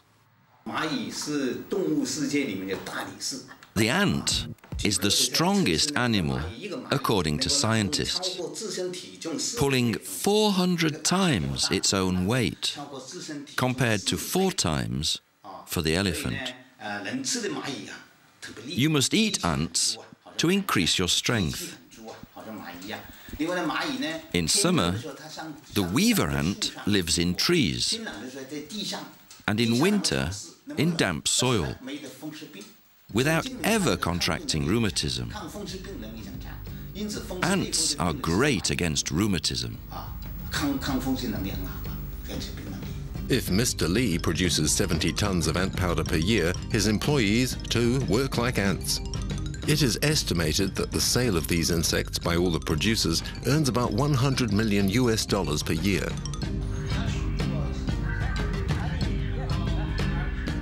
Some even pay for television adverts. Eat ants, it's good for your health. But who would have thought to eat lice? This man is a homeopath. He heals some illnesses with human lice. If the preparation of the drug is traditional, the ingredients may not be. But lice are not the only insects he uses in his potions. Ants, fleas, and cockroaches are more common. Brazil has been using homeopathic medicine since the 17th century, but the use of Pediculus capitis, hair lice, in pills is rare. Pediculus capitis is used to care for psychological disorders affecting behavior, by analogy with the man-lice relationship. Nothing to do with the lice formerly used in France to cure jaundice. In bygone times, sufferers ate a slice of bread buttered with 3 lice. To prepare the Pediculus capitis drug, take distilled water, 70% alcohol, 20% alcohol, lactose, and of course, the lice. But why be surprised by the consumption of lice? We swallow pollen, don't we?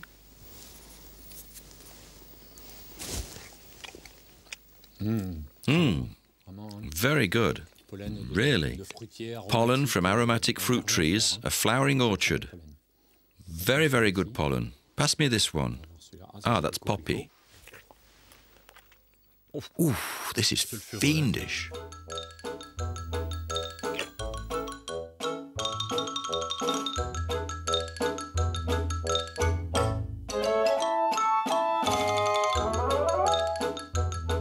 This pollen taster, Mr. Percy Dussert, left his career as an agronomist to devote his tongue to the curative properties of fresh pollen collected in beehives. 1 kilo 8. I had a very bad pulmonary problem which left me in a state of total fatigue, and it was while I was in this state that I ate some pollen that came from my beehives, and this pollen got me back into extraordinary good shape, and every time I used to stop taking it, I'd be overtaken again by fatigue. This is what gave me the idea of starting a fresh pollen business.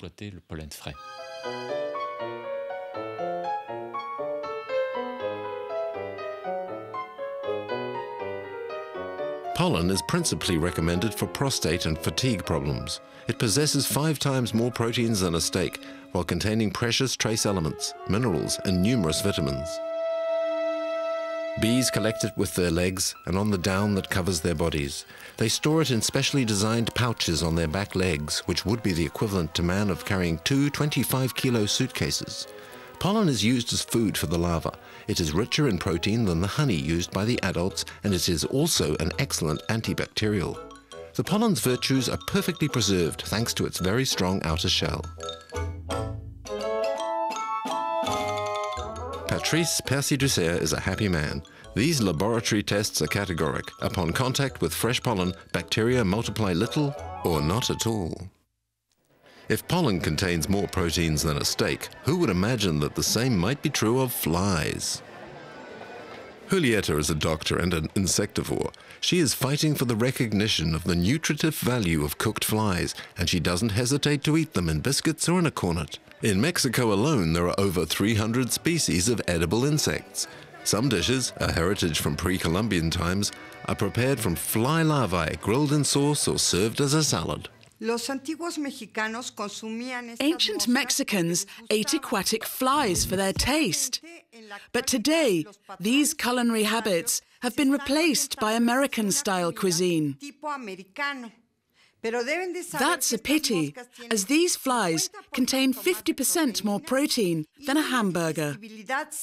They're 5 or 6 times easier to digest, and they're delicious. I believe that flies and insects are the answer to world famine.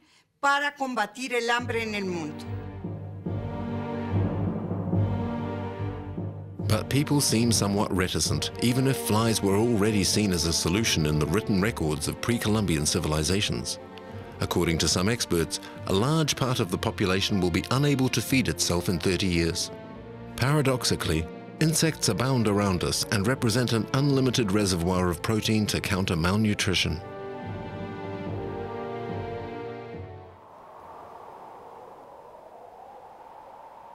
Fishing for aquatic flies still happens in Mexico. This Mexican lake is now dried up, and Pedro can only fish in the few channels that remain. But he still harvests enough to keep a family of 12 children alive.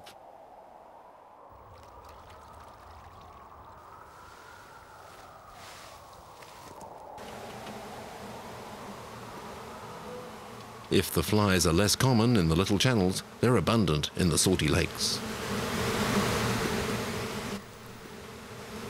Aquatic flies are found in their millions on Lake Mono in the USA, very close to the Mexican frontier. They have abundant algae there to feed on, and very few predators.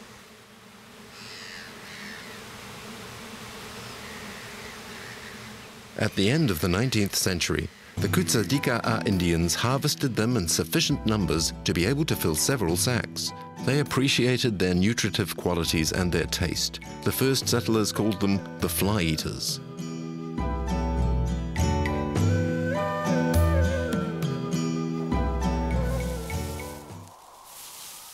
Like the Cutzadica Indians, Pedro and his wife cook them in fly biscuits, which they sell at market.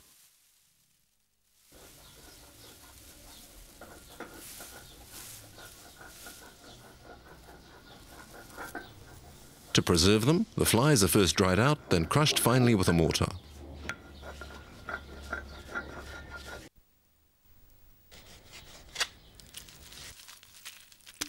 The powder obtained is mixed with eggs and rolled to obtain the shape which, for houseflies at least, looks rather like the food they prefer.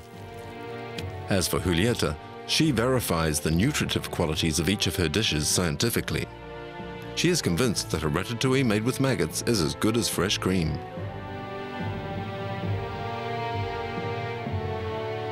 To convince waverers, Julieta recently published a book of extremely wide-ranging recipes. Good health and bon appetit!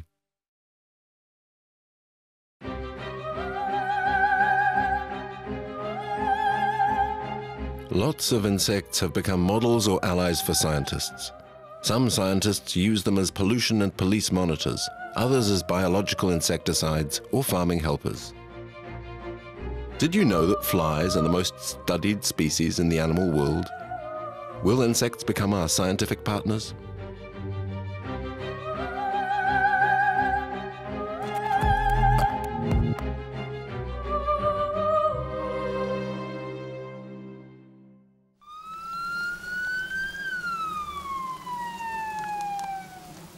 This man is a police forensic expert. He's the father of criminal entomology. He uses maggots or flies to date the death of victims and determine the circumstances surrounding murders. His diagnosis contributes key elements to investigations.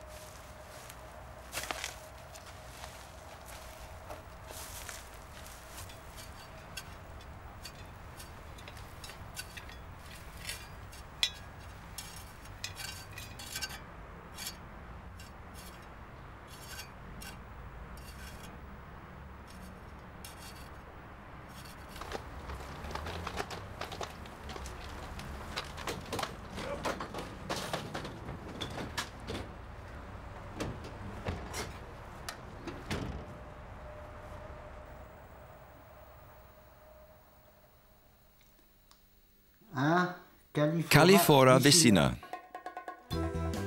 By the time Marcel meets murder victims, they are usually decomposed. By studying the development phase of the maggots in the body, he can determine the date of the crime.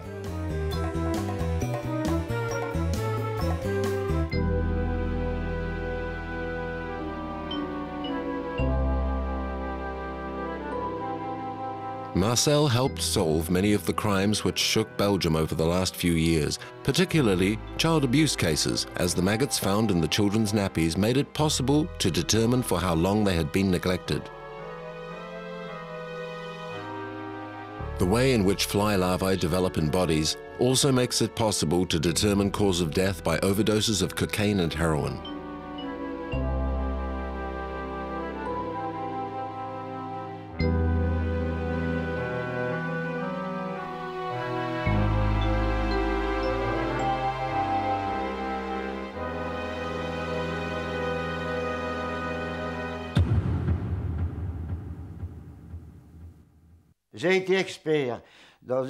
I was an expert witness in a case which had been dragging on for a year.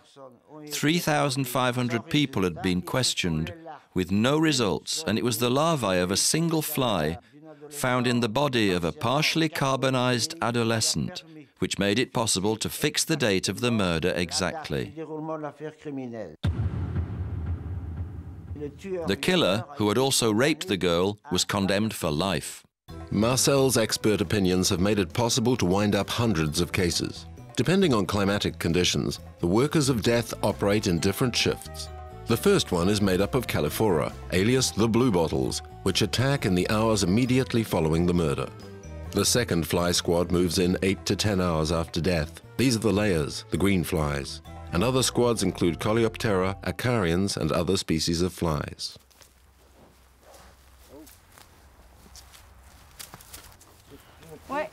Okay. These are fly traps. Hunting with wet umbrellas, Marcel and his wife have built up a huge collection.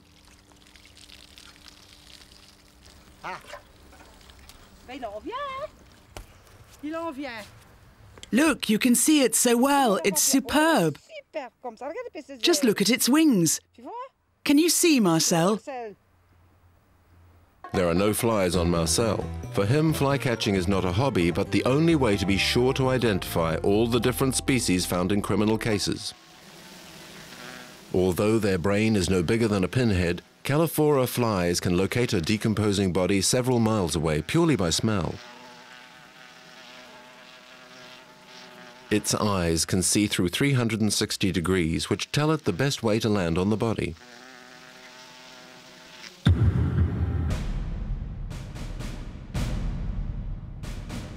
Philippe is a forensic doctor working in Kosovo to find evidence about genocide for the International Tribunal in The Hague. Marcel's area of expertise is therefore vital.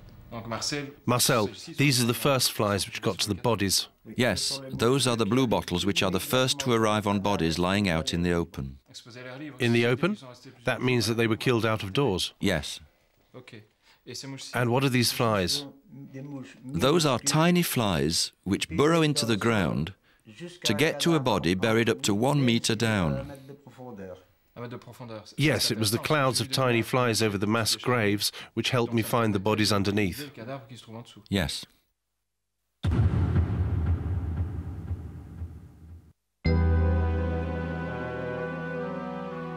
Walls may have ears, but bodies have transmitters.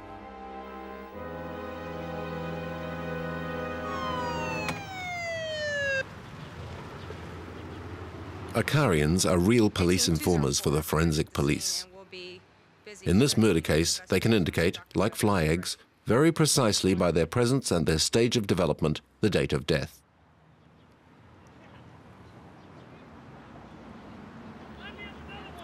They provide evidence while waiting for a full autopsy.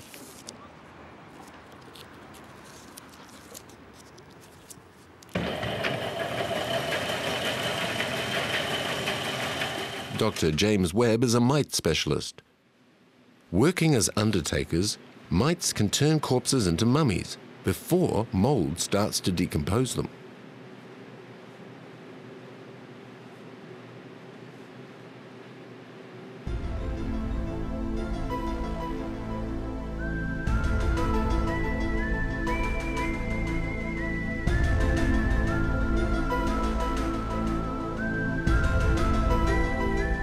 This time, James has brought back a chigger, a very rare mite in California.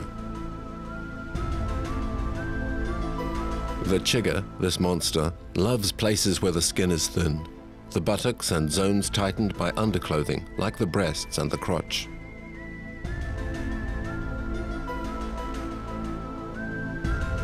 A few years ago, James solved the Ventura case, one of the strangest criminal affairs of his life, thanks to chigger mites.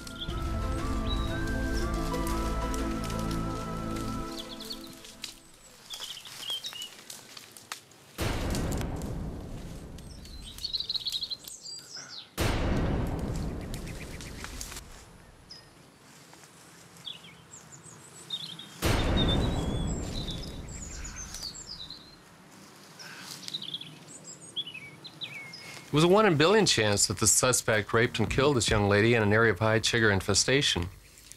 And in a lineup with other suspects, he was the only one who had chigger bites. And with our research at the site and this information, it was key evidence that linked him to the scene of the crime, because chiggers were also so rare in this area.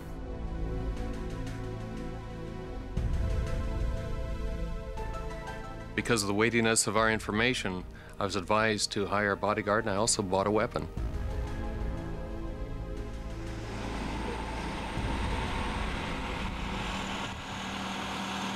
Your attention, please. This is an important announcement. A black suitcase containing explosives has been detected by the anti-terrorist bees. It will now be destroyed by the police.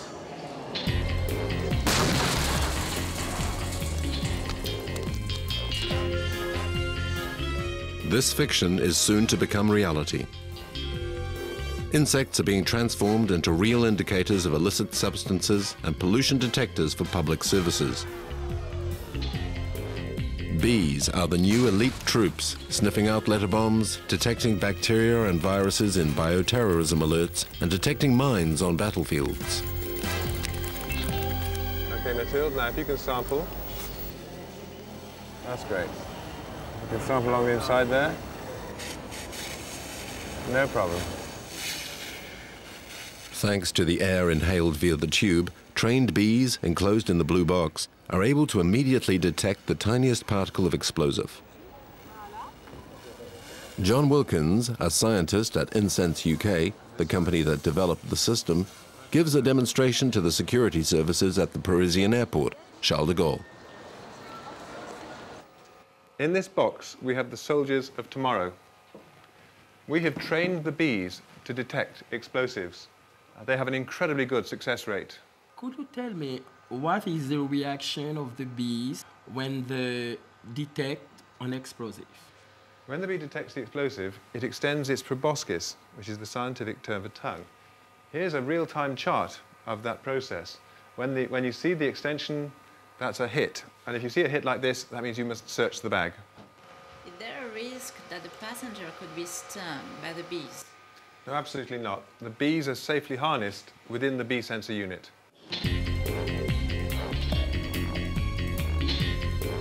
These special agents operate as a trio.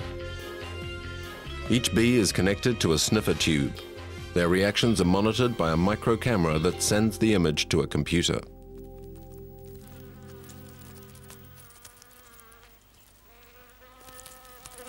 The bees memorize a large number of different smells at very weak levels of concentration.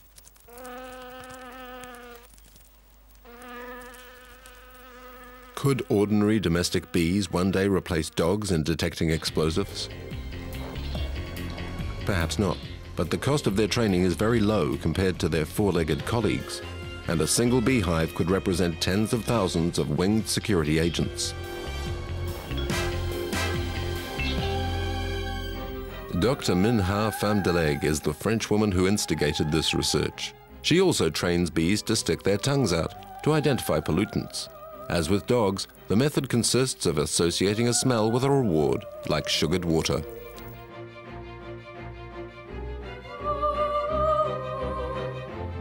On contact with flowers, bees naturally stick their tongues out to extract the sweet nectar. After training in the laboratory, the bee will do the same when it identifies a memorized smell.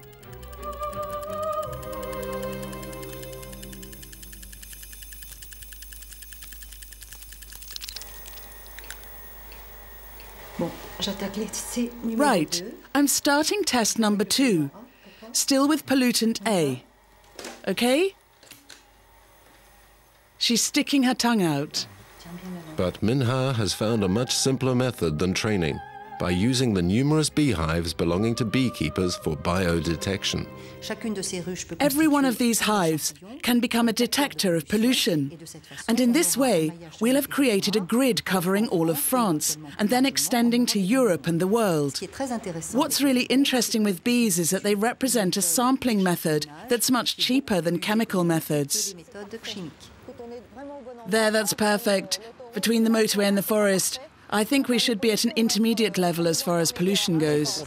There's an average of 50 vehicles per minute during rush hour. Bees are genuine pollution indicators. While gathering pollen and pollinating, minute samples of dust, water and air from a very wide area are collected in the down of their bodies, providing information on the presence of any pollution agents.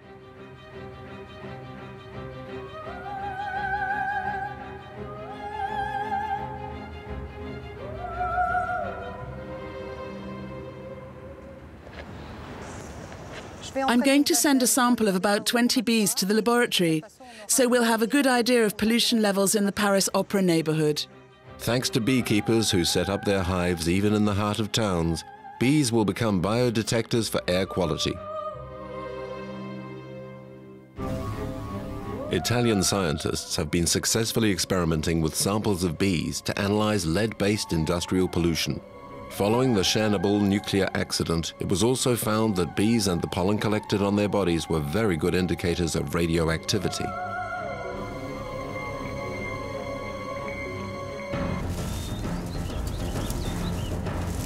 In Belgium, in the Anvers region, Frederik Hendricks and Debbie Arali use wolf spiders as a pollution bioindicator.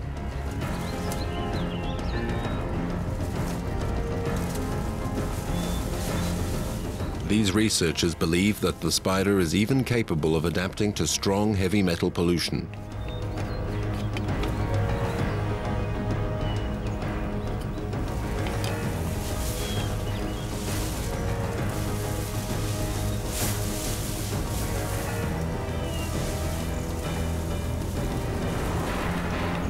My research on pollution and spiders is the use of spiders as a bioindicator for metal pollution.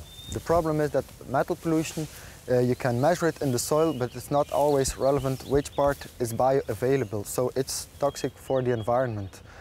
And that's why we use spiders, because spiders are able to accumulate metals in their body, and this gives an estimate of at least a small part of the ecosystem which is contaminated with heavy metals.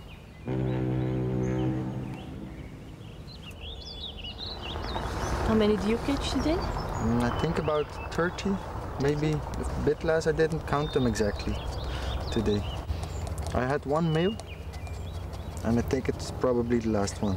This was a female with quite a small egg cocoon, it appeared to me. Yeah. Normally we should see it in the lab that they have smaller egg cocoons, because it's indeed one of the most polluted areas that we sampled together with galgenweel and so on. Do you remember the concentrations over here? I thought it was, the few animals, it was about 100 ppm of cadmium. Oh, of cadmium only, and of zinc about 3 times as high as in the other population.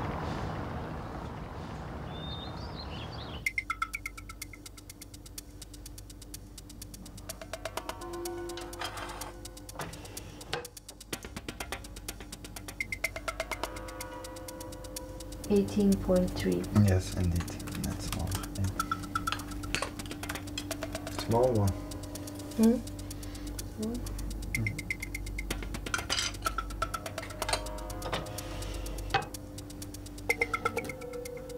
The research of Frederik, it showed us that there's clear differences between polluted and non-polluted areas in the size of the females and the female eggs. So we were wondering if it also would lead to evolutionary changes between populations.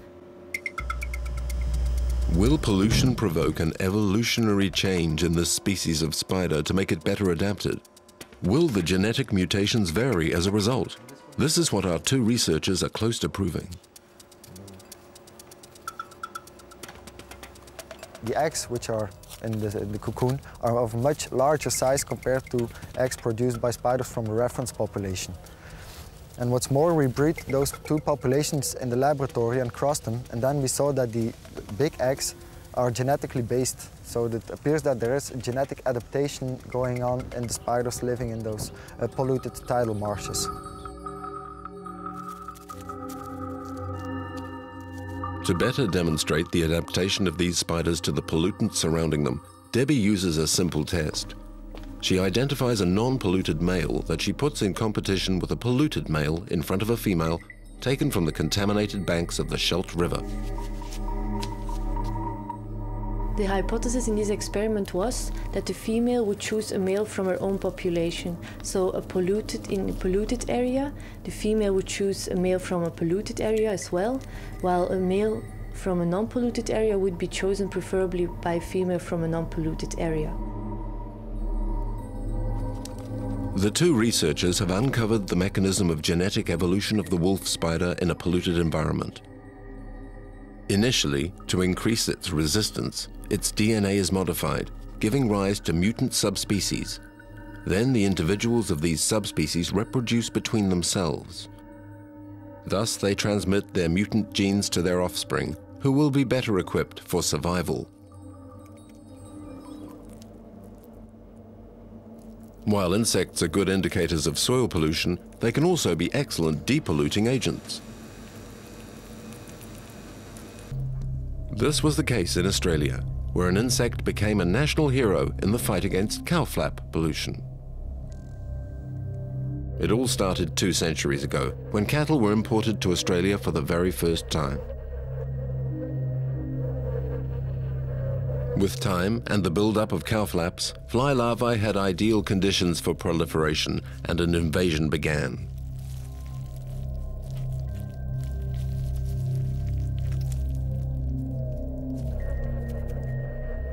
The fly invasion made life unbearable for the Australians.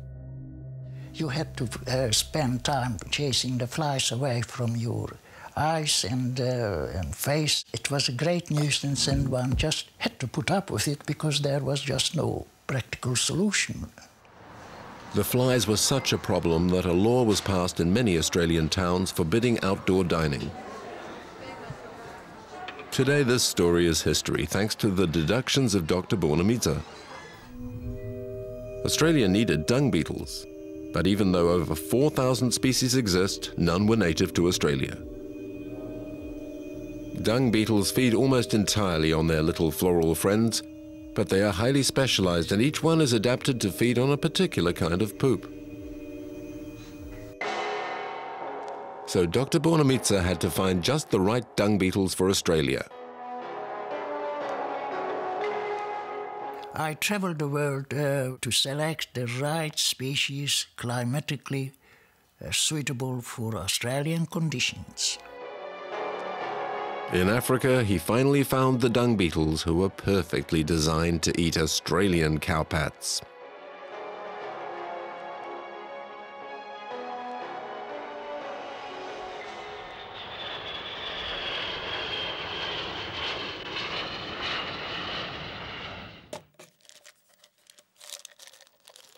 And this fecal-eating beetle set foot on the Australian continent for the very first time. The results were incredible. The cowpats disappeared in a matter of days instead of several years, and because the flies had nowhere to lay their eggs, they left town.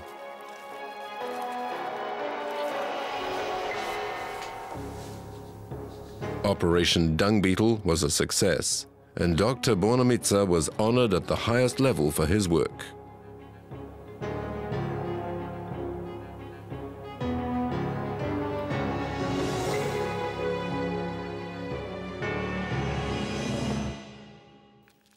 The research program ended in 1985, but flies and dung is still a big problem in farming areas. John Fiam, a former colleague of Dr. Bornemisza, has come up with a solution. He's set up a company which distributes dung beetles.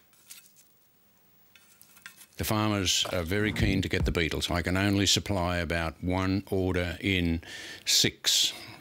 Dung beetles have adapted so well to Australia that they have become an important part of its ecological balance. We need every helping hand that nature can provide to create a sustainable system in the farm lands of Australia. The cattle are only removing about 60% of the protein from the grass they eat. The other 40% of protein gets dropped on the ground, and that's what dung beetles live on.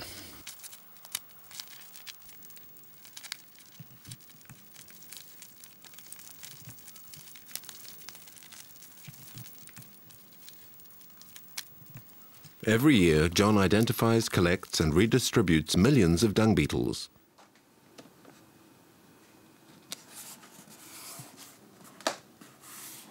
A 1,000 beetles that are sent out to a farm would eventually build up into tens of millions of beetles.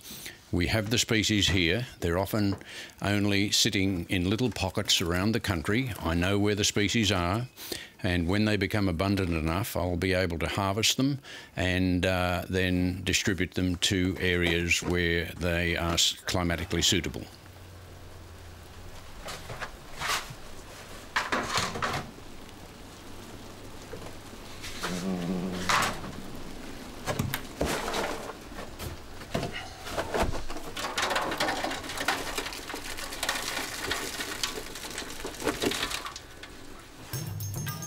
We need some fresh dung.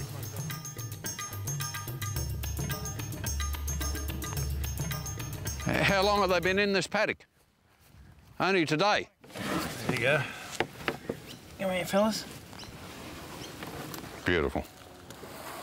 So these... Just flick them off your fingers. Put the lid back on, we don't lose too many.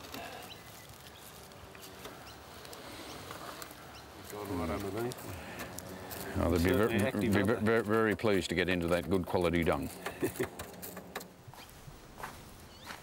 As far as I know, I'm the only person in the world distributing dung beetles.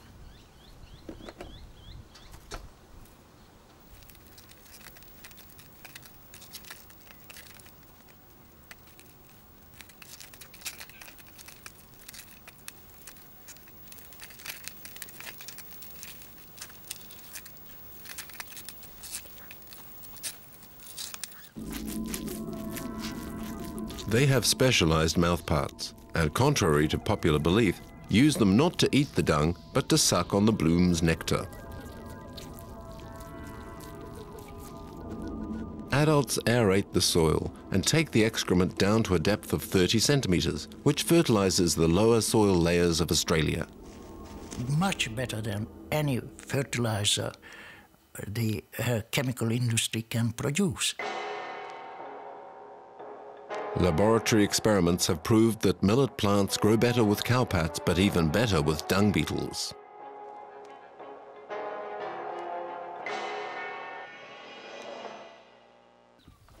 In Africa as well, farmers employ insects, termites, not just to clean the soil, but also as recyclers and laborers. Is that him? Yes, that's him. Okay. That's our farmer who uses the termites. I'm thrilled. It's the first time I'm meeting a farmer who uses termites. Usually farmers here hate them.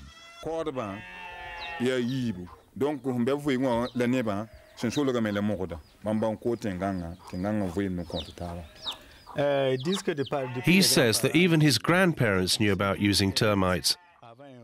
They used to say that men till the topsoil and the termites till the subsoil. They're complementary.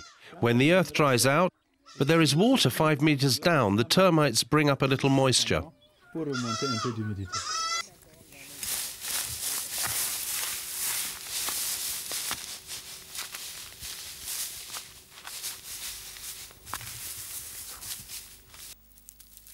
The technique developed by the Zai people uses the gluttony of the litter termites. They are attracted by laying straw on ground as hard as concrete. To get to it, the termites tunnel up from their nests, leaving small galleries. When the rains finally come, the water trickles down the holes to irrigate the earth.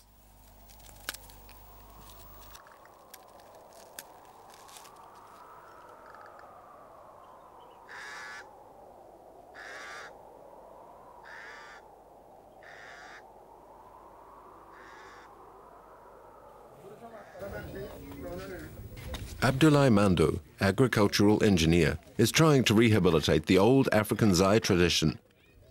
But the farmers have got into the habit of thinking of termites as crop pests.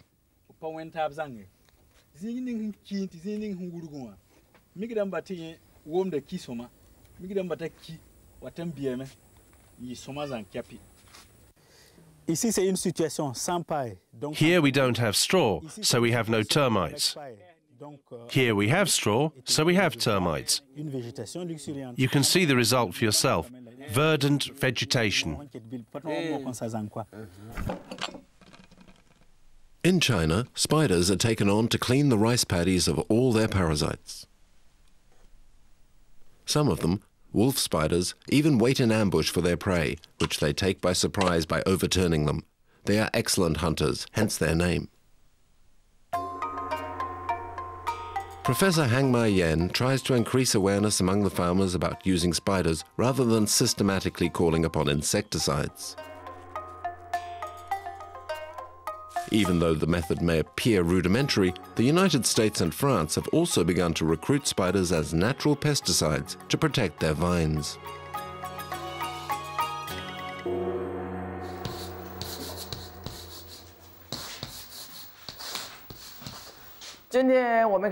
Okay, let's begin the lesson.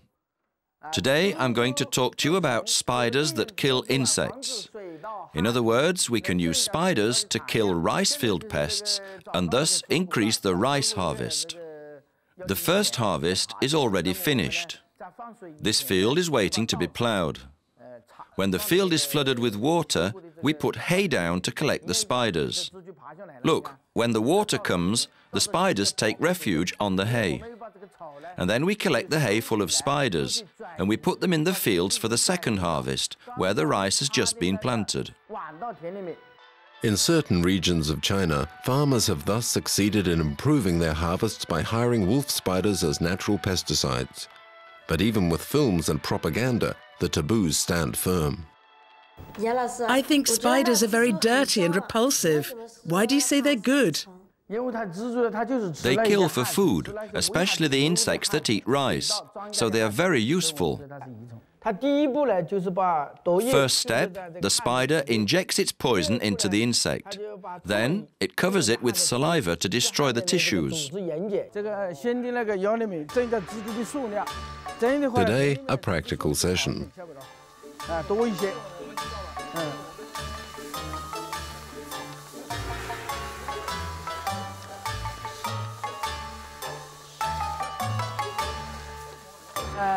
We're going to learn how to put hay in the field for transferring the spiders. Do like me. And then we're going to take the hay and put it in another field to protect the spiders.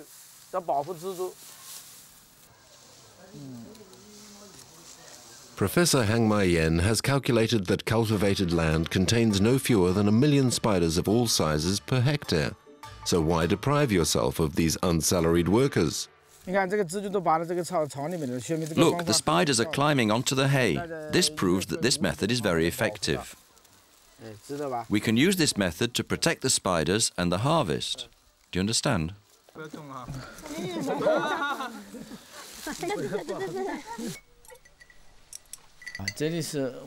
the 1960s and 70s, our country began to use many pesticides to exterminate insect parasites.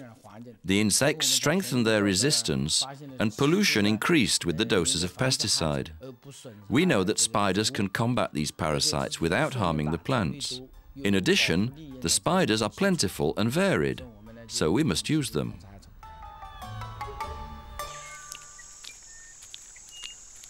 In China, this technique has enabled a 50% decrease in the use of pesticides.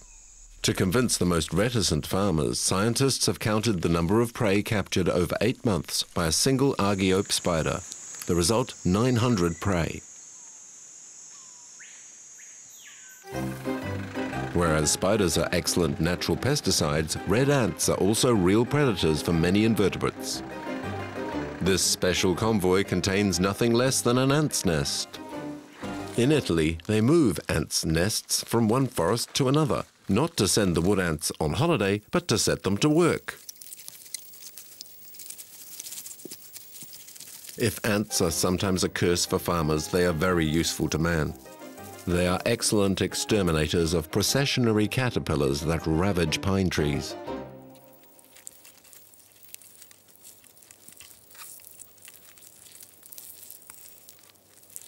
Processionary caterpillars devour large quantities of pine needles, but fortunately the ant lies in wait for them.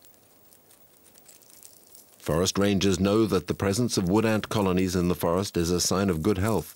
An Italian law dating from 1880 imposes a heavy fine on anyone destroying an ant's nest.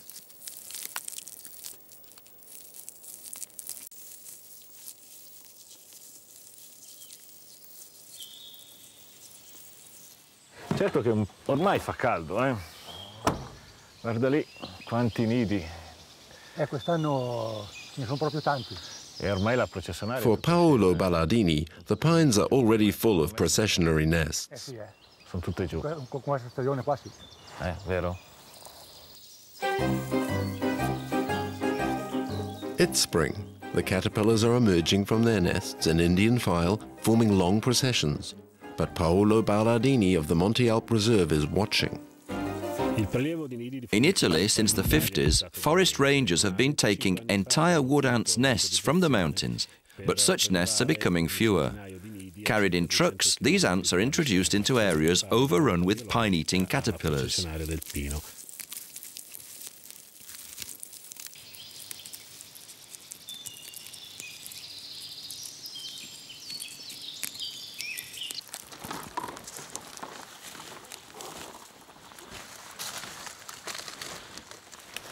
At the end of the summer, Paolo collects the butterfly traps to check whether the caterpillars have completed the metamorphosis in spite of the ants. 2, 3, 4. That's normal. Guarda le levature di processionale, sono già aperte, le piccole larve hanno già fatto I primi danni. Paolo notes that certain butterflies have already managed to lay their eggs in the pine needles, but fortunately the only worker around is an ant, already busy filling her larder with fresh eggs.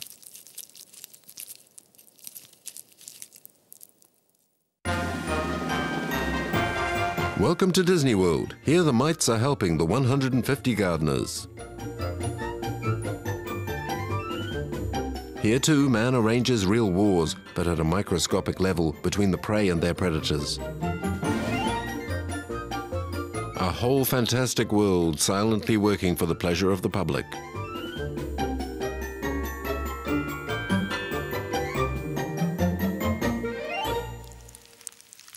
Attacks by tetranochides cause major damage to crops. Their offensives are catastrophic as they move around in armies. Their objective, to suck the sap from the plants. But even tetranochides have enemies, the phytocylus. Phytocylus are predators gardeners put on the flowers, ready to feast on their prey. Some even attack giants like mosquitoes and flies.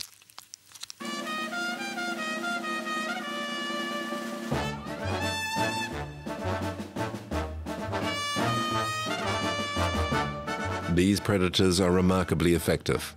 Their saliva paralyzes the prey and kills it, even if it is not always eaten. To immobilize a large prey, they often gang up. Most of the time, the prey is emptied alive.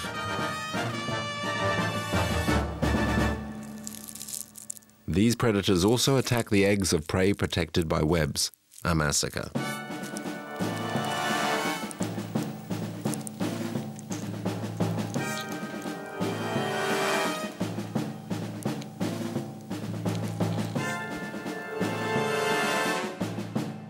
This predator, another species, is trapped in a web.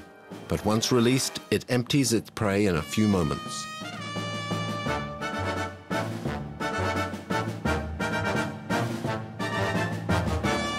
Two against one is not always enough. The prey escapes. Whose fault was that?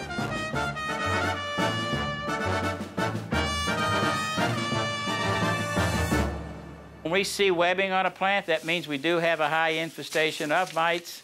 But still, we don't like to get out there and use pesticides, mainly for the safety of our guests and the children. We all know how children are. They like to get into the plants. They like to taste them. They like to play in them. For that reason, and that reason only, we don't use pesticides. We go through our predaceous mite program. That's releasing beneficial mites to handle the problem. The predator-prey ratio must be 1 to 5. To check it is an obstacle course. Disney World, they employ over 50,000 people. But us in pest management, we employ over 1 million predaceous mites a year that work night and day to eat the harmful mites. Thus, we have reduced our use of harsh pesticides by over 75%, which is an astounding figure. To save Minnie's leaves from mites, Mike works gently.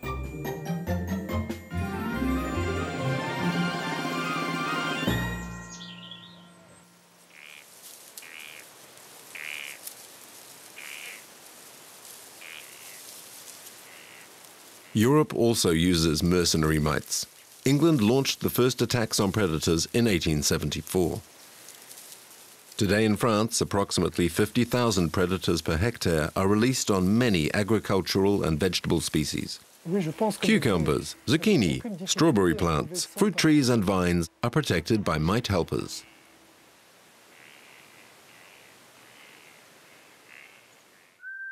These biological methods compete with the chemical industry. Already 10 to 20% of the crops in heated greenhouses in France and Holland are treated with killer mites.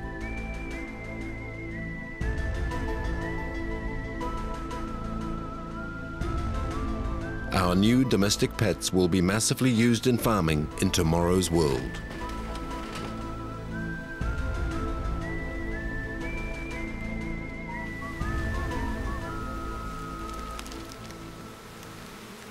Another original approach consists of giving insects a completely unexpected function. Thus, in some greenhouses, flies have replaced bees as pollinators for flowers. Bees are renowned for being hard workers, but bees are too selective. As for flies, you can be sure that they will be satisfied with every type of scent, even, and perhaps preferably, when it is not as sweet as roses.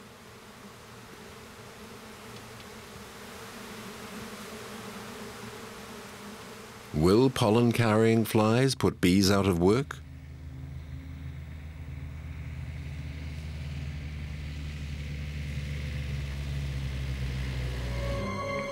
Bees help flowers to reproduce by moving pollen from flower to flower. Albert Einstein thought that without pollination by bees, man would have only 4 years left to survive on Earth.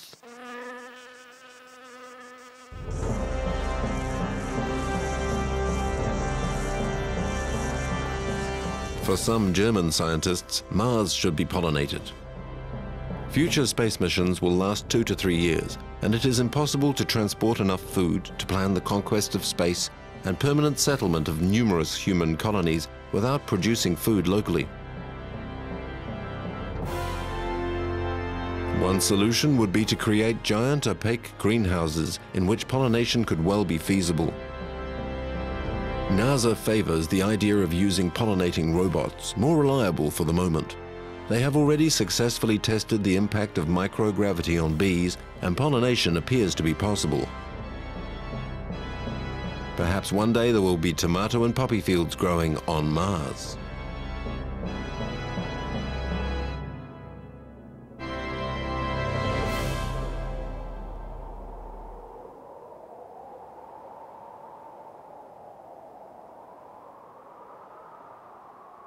This scientist is not working on pollinating Mars, rather on its conquest using aircraft developed thanks to the bee's eyes.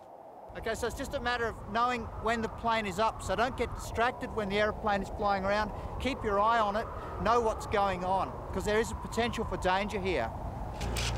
These Australian specialists on bees' eyesight have been collaborating for several years with NASA on a project that is now in test phase.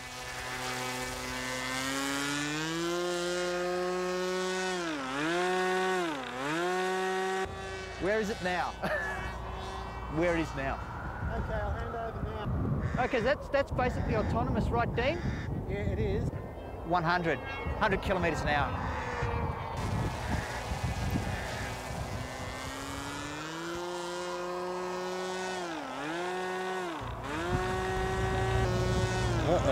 take control. Nose up, nose up, nose up. Oh, shit. What happened? I don't know, I didn't respond. The use of bee robots on Mars is planned at least 10 years from now. Paradoxically, bees will see the red planet in blue. In fact, they can perceive all colors and ultraviolet rays except for red. Professor Srinivasan and his team are the fathers of the NASA-sponsored project. This doesn't look like a bee at all, Jaman. Do you think it'll work?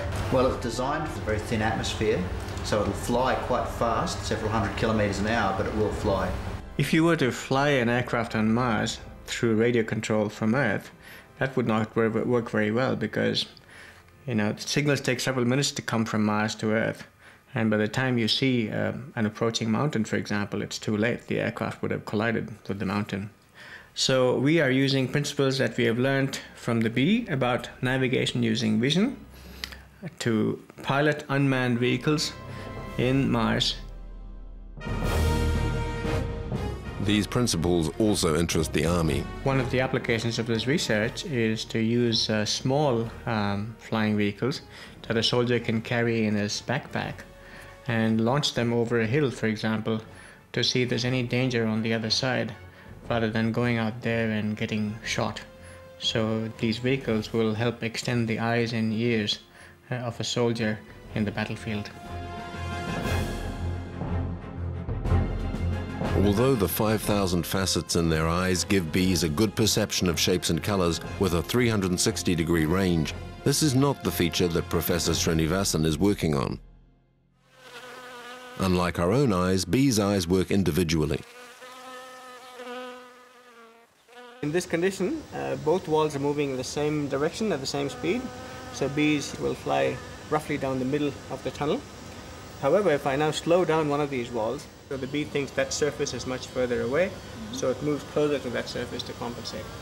So this, we think, is how bees fly down the middle of gaps, by balancing the image motion on the two sides.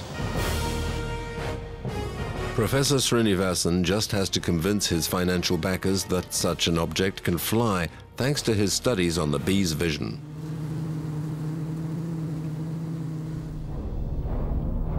While the incredible capacity of bees' eyes to be able to correct their flight path during flight has been studied, that of flies also has been the subject of many studies. The eyes of flies are made up of 3,000 individual lenses, which gives them 360-degree vision. Only movements are perceived in an extremely precise way. Flies break down movement like a film in slow motion and can process 200 images a second, whereas human eyes can only handle 12. That is why it is so difficult to crush flies on a window pane.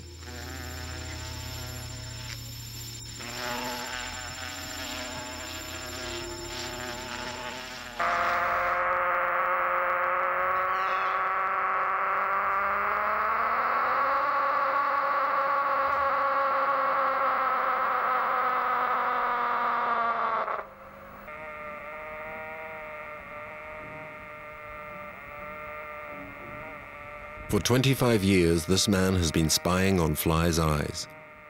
His obsession is to understand how they operate so he can copy the system with electronic circuits.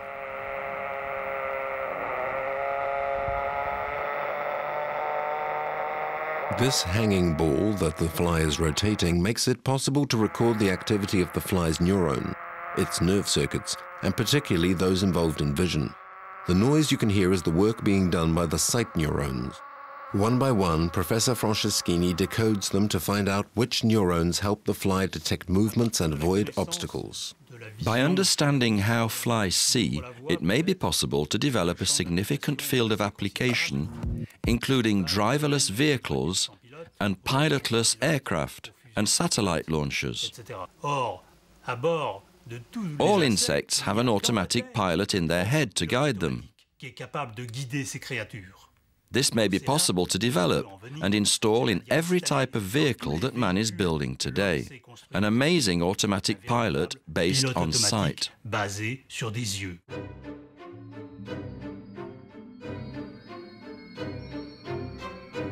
Professor Franceschini's robot can move very quickly in this huge maze of obstacles without hitting anything. Most mobile robots designed recently do not use eyes but sonar ears. That is why they cannot move fast.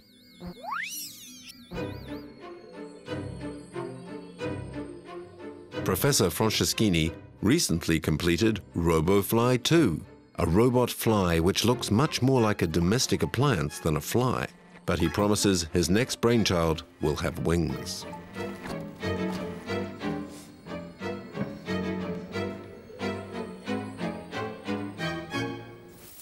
Laurent Keller is also trying to copy the talents of insects to build robots, but this time is interested in the collective intelligence of ants. This could be good. You see, there he's pushing the stone hard. Just like here, there are two of them pushing like rock ants. That's standard engineering. One robot breaks down, but the others carry on working. Yes. Even house cleaners could be made redundant by robots with insect brains. Today we're a long way from the first humanoid machines. These little robots are designed to work together like ants. You can imagine all sorts of applications for a group of robots getting together, for example, to clean an apartment, do the housework, or a group of robots used to clean up a radioactive zone. And to do that, we'll be copying what we've seen ants doing. And now we put, you could say, ant genes into robots to let them evolve, to see if they can act in a collective manner and do things a single robot can't do.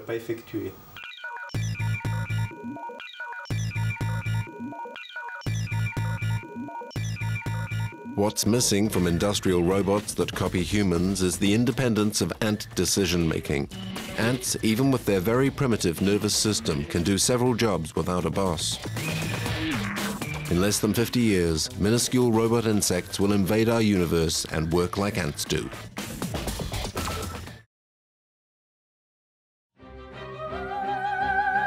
For centuries, many insects have inspired many artists, writers, poets, painters, and filmmakers. Through their work, the insect can seem either frightening, repulsive, amusing, or surprising, but it never leaves us indifferent.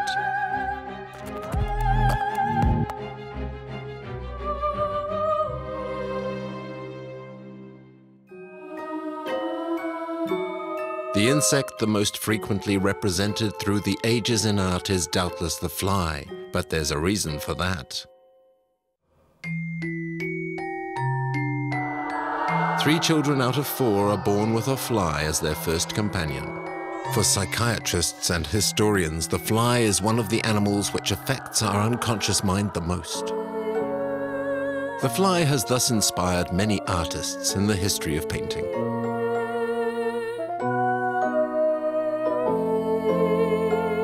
At the Renaissance, flies were particularly abundant in the Italian and Flemish schools of painting and were used to give the false perspectives which artists used to show just how modern they were.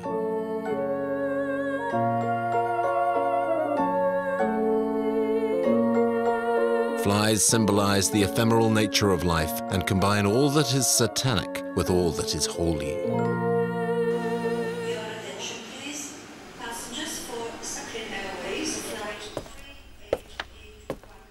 False perspectives with flies are still in use today. Objective? Catch that fly with the hose? The flea and lice are also much represented in paintings.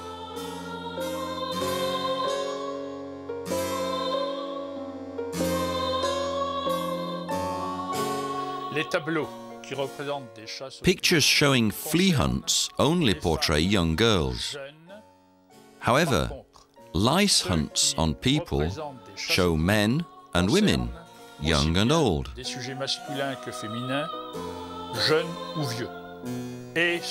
And this leads us to think that there's a relationship between the biology of the flea and the hormonal condition of the girl who has been stung.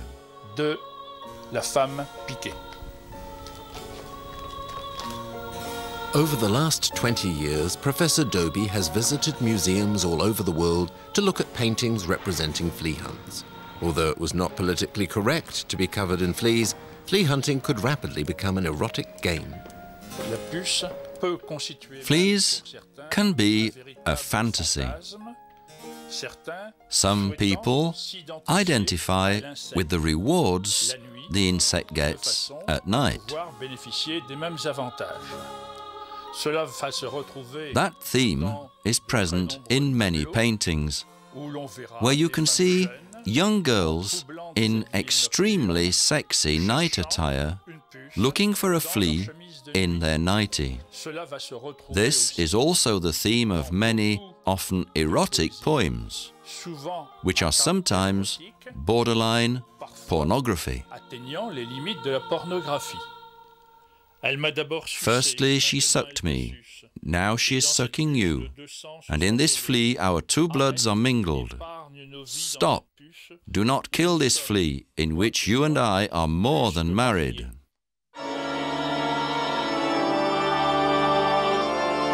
According to a story told just last century in the Puy-en-Velay in France, feminine idleness provoked the wrath of God, and heaven sent fleas to infest women's bodies to occupy their empty moments. Hello, here's your mail. Ah, thanks. Goodbye. Bye. Good day.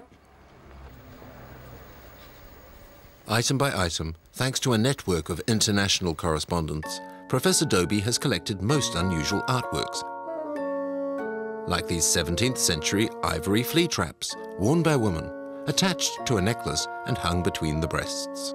These cylinders hold a stuffing soaked with odorous substances or honey to attract fleas. A flea captured on the body of a loved one was kept alive as long as possible in a tiny gilt cage. At its death, it was enshrined in a locket.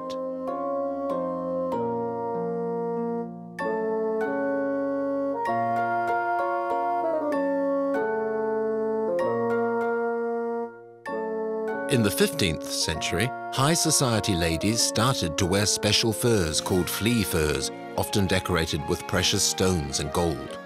The furs trapped the fleas they attracted, but these were reserved for women. Men did not wear them. The reason is simple. Although at that time men's garments were as ornate as women's, it seems that fleas do not live on men. Every evening, the fleas were removed from the women's furs.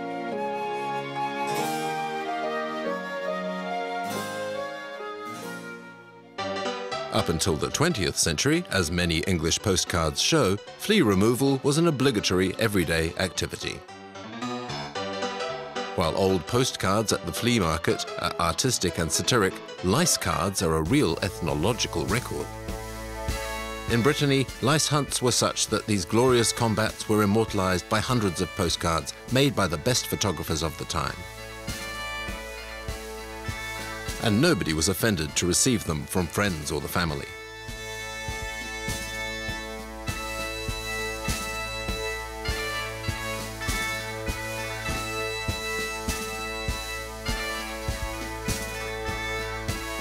Some Breton ladies remember this. Time for a good gossip. How are you doing? I remember this one. I can see my mother looking for lice in my hair. My brother stood behind my mother laughing and watching. There I am. I must have been 12 at the time. I did them in turn. I remember my children saying that they sat next to the doctor's children in school and that the doctor's children also had lice.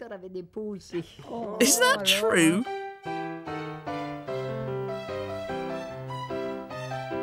In order to bear witness to his quest, Professor Dobie organizes mobile stands for his symposia, how to know everything about fleas and lice in the history of art that you never dared to ask.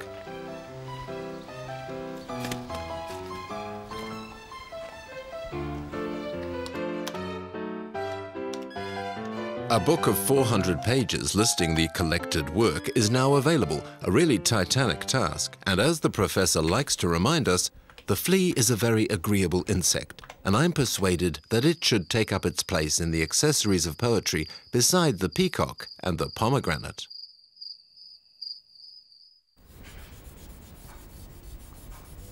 Contemporary art is also interested by fleas.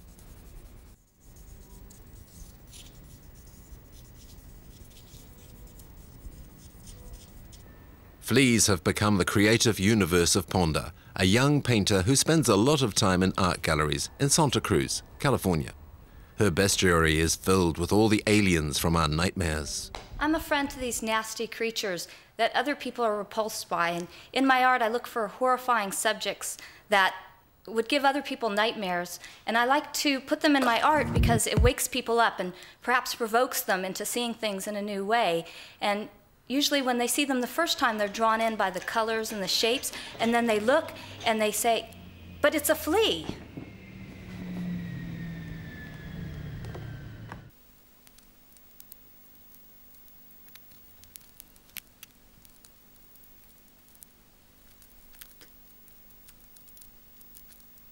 This creator of contemporary art calls himself an artistic dictator. It's true that he works using thousands of dead flies which have been raised to be killed and used in art.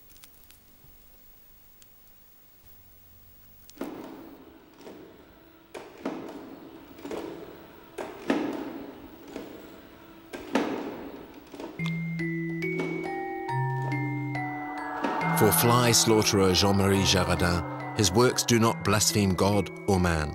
They are only a material which enables him to express his macabre visions. These precious dead bodies are piled up in thousands in a coffer, waiting to be reborn in artwork.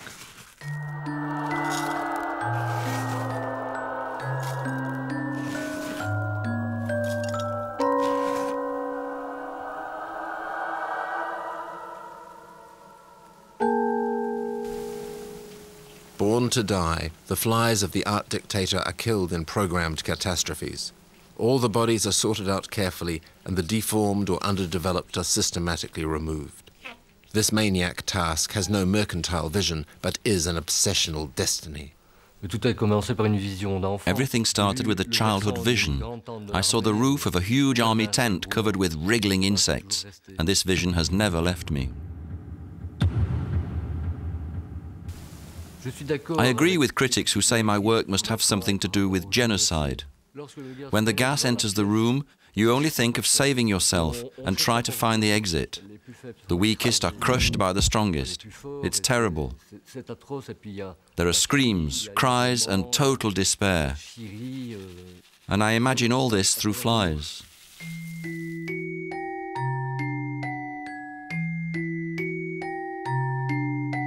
Gerardin's works are dedicated to all human catastrophes wherever men fall like flies. The reflection of the viewer becomes a shared approach to death.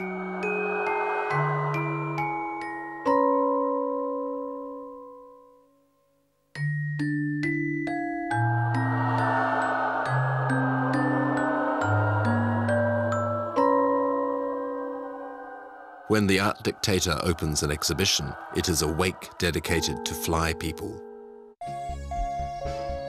Other artists aren't only interested by the insect, but by what it makes. In this way, spider silk is a luxury product for a lot of high-fashion designers. The problem is harvesting enough of the precious substance.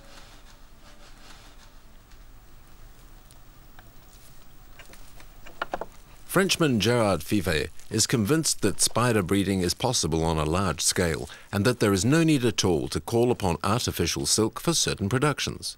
He has in fact created his own system of silk extraction. His workers, Madagascan Nephilas spiders, are attached by their abdomens and isolated in individual cages. The thread is drawn out and wound using a small motor at a rate of 200 meters of silk per hour and per spider.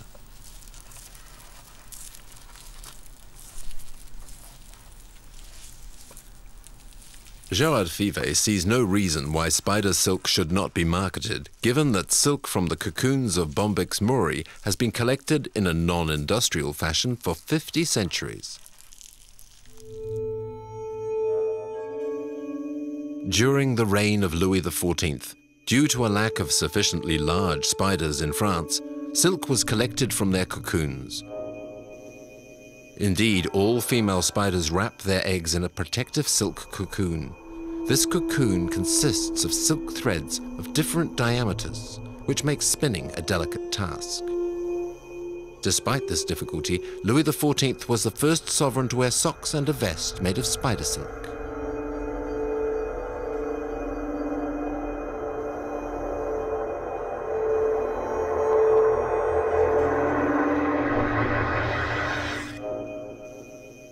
Charles Fivet feels that, given the abundance of Nephila's spiders in Madagascar, many unemployed people could be given jobs collecting silk. Already in the 19th century, the missionary Paul Cambouet carried out the first industrial trials of spider silk weaving in Madagascar.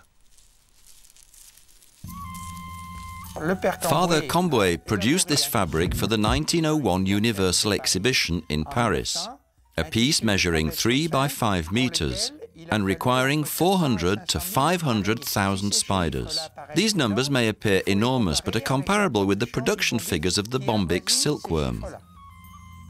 These immense web frames enabled the spiders to maintain their territories. At their feet, perfumed plants attracted insects to the webs in great numbers. This belt has been woven entirely from spider silk. Fabrics made of spider silk have a more subtle glow than those made from Bombyx silk.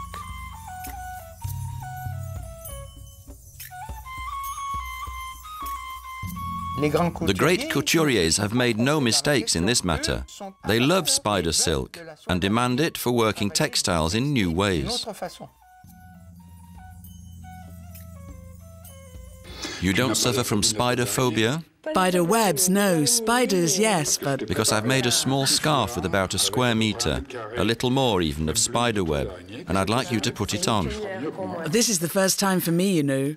Oh yes, it's superb. It's magnificent, it's original, very pleasant and, yes, very beautiful. Superb. So this one, compared to the first, what do you think? Yes, it's very attractive, this one, yes. The woman's completely trapped. Yes, but it's for seduction after all, and she's also going to trap the other.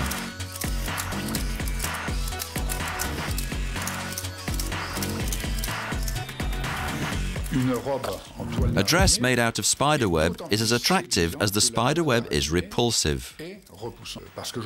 Because I think the feel of spider web on the skin is even more expressive, erotic, sensual and sexual. So all these things are contained in the spider web.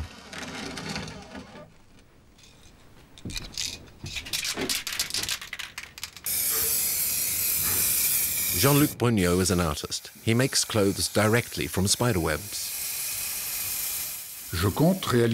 I intend to create underwear.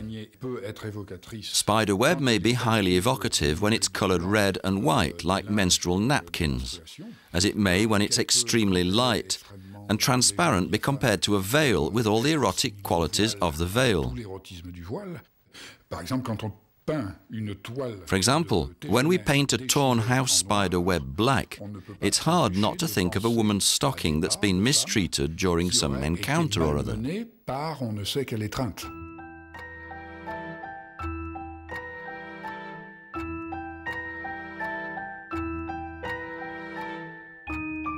Jean-Luc Brognaud is an artist with more than one string to his bow. His spider works include paintings in which he uses 3 types of spider silk.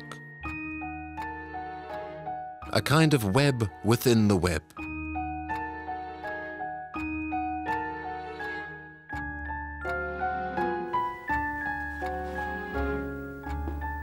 Working with the silk of the past and of the future, he plays with the paradoxes of this material.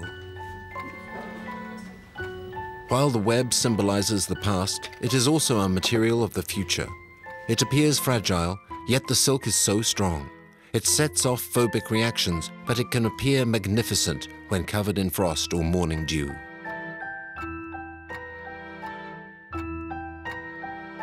Jean-Luc Brognaud's paintings are traps for emotions.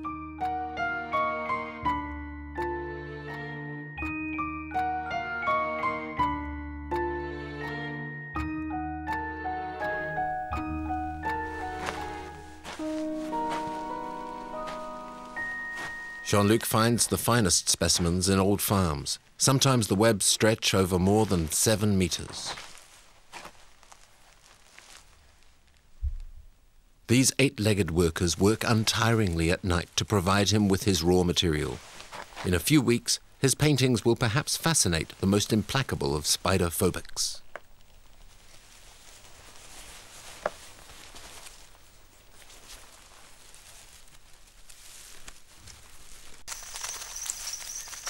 In Japan, it's not the spider webs which are made by the artist, because the artist is in the web. Mr. Seki lives with his spiders. These strange collaborators are artists, but fairground artists. It is their story he is writing, the story of the fighting spiders. Spider fights are a tradition that dates back to the time of my grandfather's grandfather.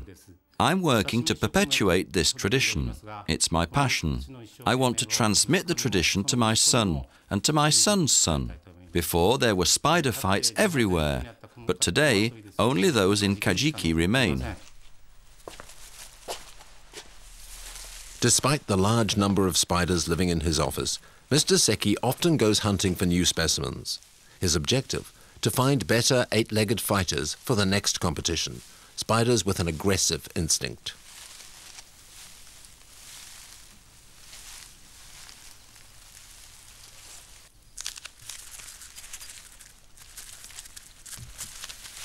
The harvest is large, but few will be chosen to participate in the next fight. Already in his father's time, the best places for collecting spiders were kept secret. Back then, women did not have any contact with the spiders. Only men had the right to train them. Ah, this person, she does the same as your grandfather did with shochu, a strong alcoholic beverage. Oh, really? When you do that, it sends the spiders into a rage. Why a rage? To make them more aggressive. The rules of the game have not changed. Placed on a stick, the spiders face each other. Their silk threads are like safety belts. The winner is the one who manages to remain on the stick and cut the thread of its opponent. For 4 centuries, as the Kumo Gaseng, the spider fighting championship, approaches, the town of Kaijiki is infused with great excitement. Satoshi, this year our secret is to feed the spiders with hornets. I'm sure we're going to win. You have to believe it. Do you think this one is strong? Yes, this spider, it ate 4 hornets. It's the strongest one I have. It can win. Each trainer has his own secrets for training his spiders. Some dope the insects that the spiders eat with doping substances and throw cotton soaked in honey to stimulate them. Each one has his specific method for raising spiders. We don't know which is best, but everyone thinks it's his own technique. Go, go, go, go, go, go. They haven't bitten each other yet. Oh, that's it. It's been bitten. In spite of Mr. Seki's encouragement, his daughter still fears contact with the spiders. Look, it's been bitten on the backside. It's bleeding. The blood is brown. Human blood is red, but spiders have brown blood. Today it's a training session, but it's gone too far. Today, the spiders are no longer allowed to kill each other, even if Westerners continue to call them samurai spiders.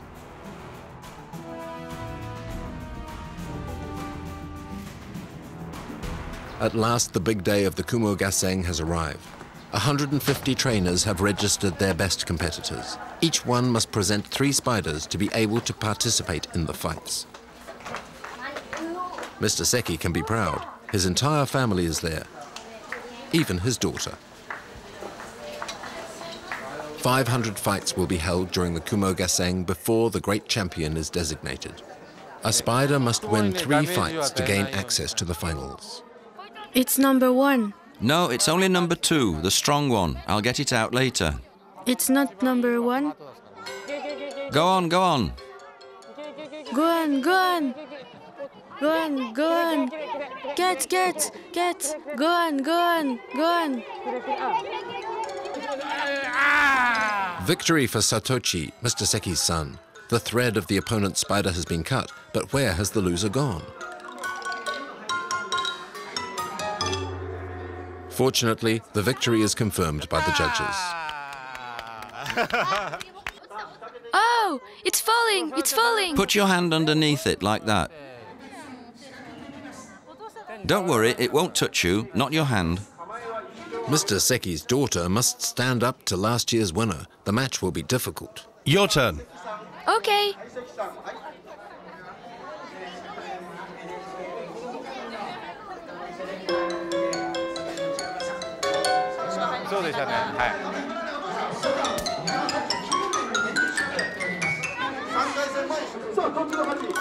Go on.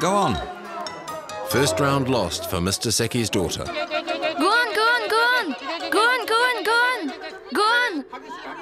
on.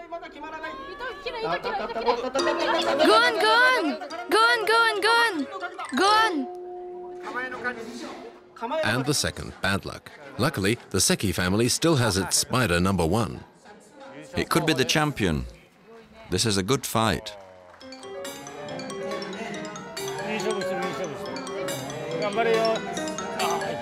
The one on the top has gone underneath. Yes, they've changed places. Ah, we've lost.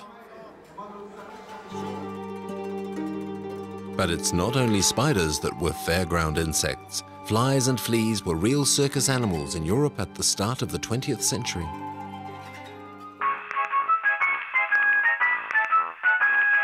In the Roaring '20s, flies were so agile on their little feet that it was even said that they were as good as circus fleas.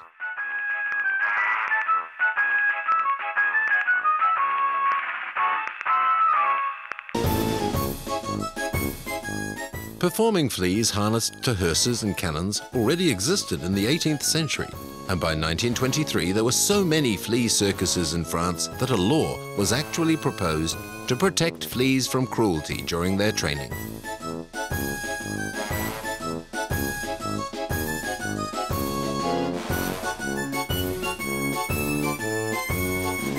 But today, due to the lack of actors, most flea circuses have closed. Soap has taken a heavy toll, and Pulex irritans, the fleas which live on people, and the only flea able to pull heavy loads, is now a rare species. Some flea trainers are still going strong. Maria and the Cardoso Flea Circus have changed their performers for cat fleas, Cetinocephalidas felis. When I tell people that I'm a flea trainer, they don't believe it or they think that I'm crazy. Probably the funniest thing about this whole thing is that I have a contract to do this flea circus, I'm getting paid, and I even got a raise because I was not being paid enough. I'm self-taught. I had been practicing for many years how to harness the fleas, how to make that knot around the neck. Not too tight and not too loose because they escape or they die.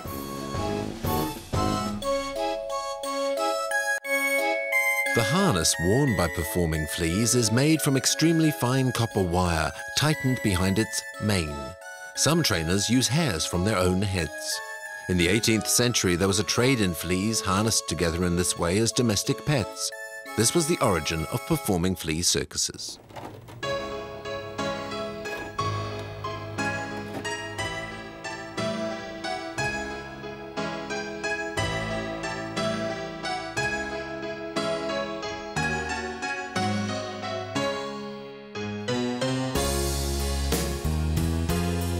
After her success in flea circus on the American continent, Maria Cardoso trains her artists for their European tour. For that, she has imagined a special number called striptease. Some kind of flea pornography.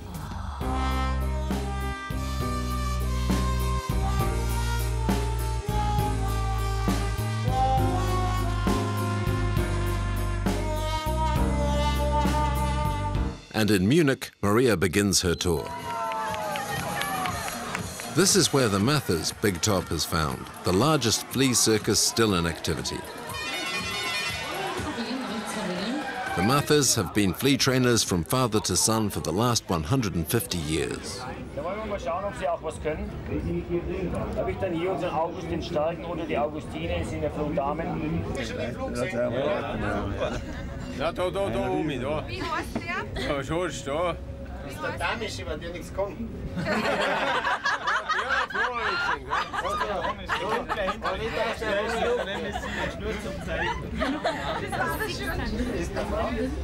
Hans is often called Professor for his knowledge about performing fleas. But in fact, all he does is capture the spontaneous motor responses of his performers who are trying to escape. Fleas held upside down with their legs in the air turn a ball as they try to make their way along the ground. The same reflexes make fleas pull the heavy golden carriages along. Fleas found on people can pull over 400 times their own weight. Horses can only pull 4.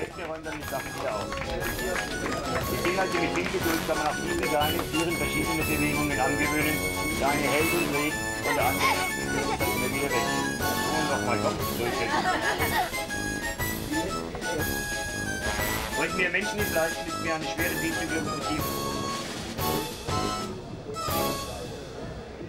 Hans feeds his fleas every 4 hours from his arm. He never takes off their harnesses and keeps them in extremely flat boxes.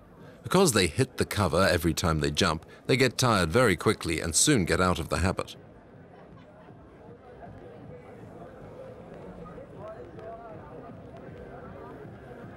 All his performers live there with all their accessories during their 3-month captivity.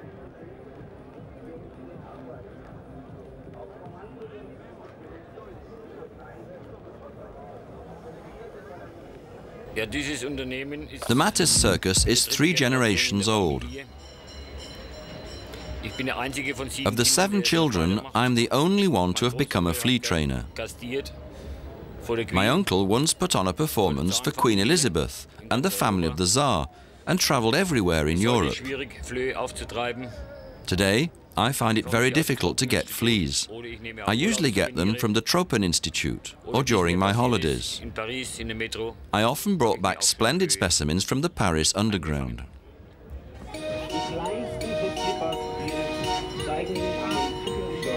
Hans's whole life and fortune is in these 2 boxes.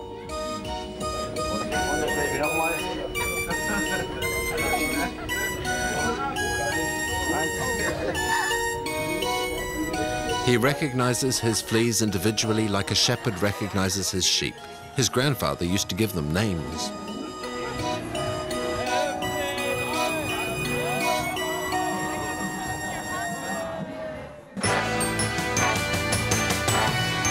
Hollywood has found a way to do without the performers. With help from the experts who have made the special effects for Ghostbusters, Ernie has developed 5 automated flea circuses which are currently traveling all over the USA.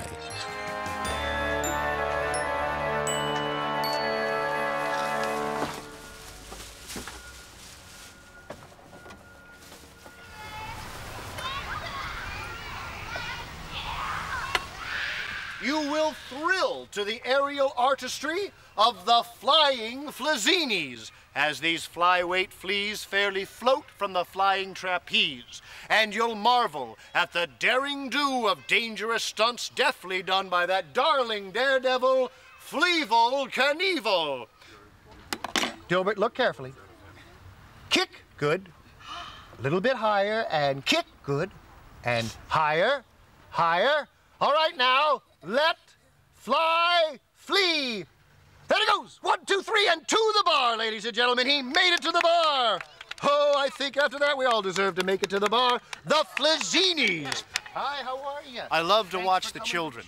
They go to their parents and tell them exactly what the fleas look like and what they saw the fleas do. You see, the children, they really see those fleas. 4, 3, 2, 1. He's up, he's up. Oh. Did you catch him? Yes, you did. You got him. One of the funniest things that happened to us, we were working at a large California fair, and the fair manager came over, he wanted to check and make sure that we had the proper health permits for our fleas. I had to take him aside and show him that we didn't need any health permits because we didn't have any real fleas. In Hollywood, insects don't just do circus, they're also making films.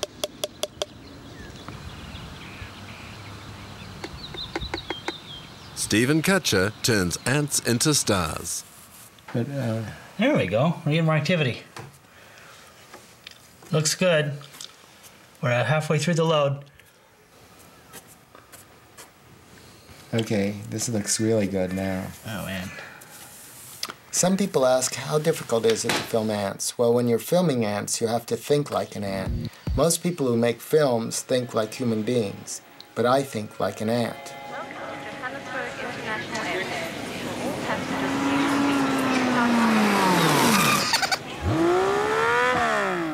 Make sure you curve it a little bit so it doesn't go so straight. Yeah, that looks good. Yeah, that looked really good. That ants take a long time to walk, so if you have an ant going a long distance, it's too much film time, so why not just do the beginning and the end?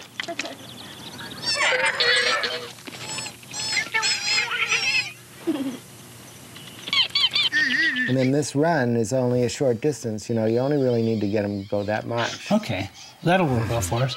Zoo in here. This place is just crowded. That was my foot. Drop it, sugar. It's mine. Hey, where's the bathroom? Where's the bathroom? Wrong dressing room. Stephen is full of ideas. He's even found a method of filming ants that walk underwater.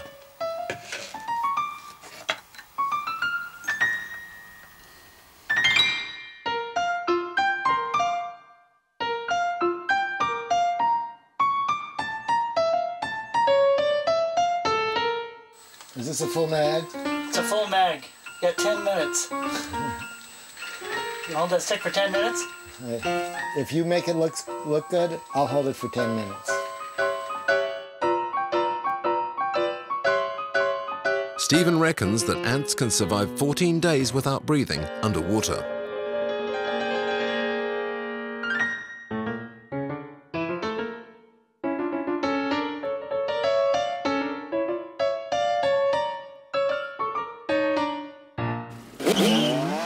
In Western society, the image of the ant is fairly positive. It's a symbol of tenacity, efficacity, vivacity. Advertisers have been inspired.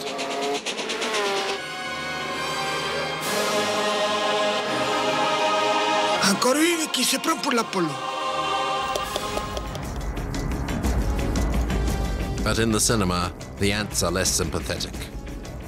They are usually represented as real warriors, surely because of their natural weapons.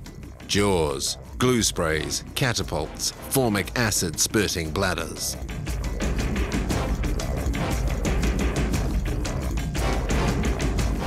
Their fighting instinct and their conquering armies can only inspire numerous science fiction directors. When I came to Hollywood and I began making films, I always thought of someday making a film about ants. And I went to Panama, and they were wonderful. They were terrifying to look at. They were grotesque. They were very intelligent. They were strong. And when blown up to the size of a human, they were a real nightmare.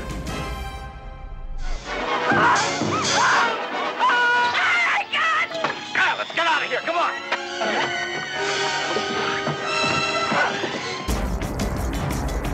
Burt Gordon is not just any film director. He has produced more than 27 super productions and is a member of the Academy of Hollywood.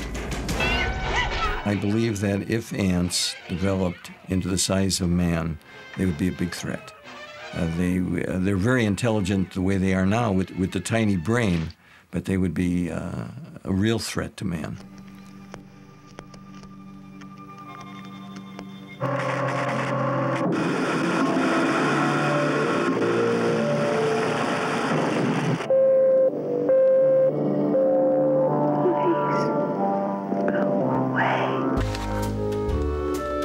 May Berenbaum is an entomology professor, but she also runs a festival devoted to films about ants that she organizes with her film professor husband.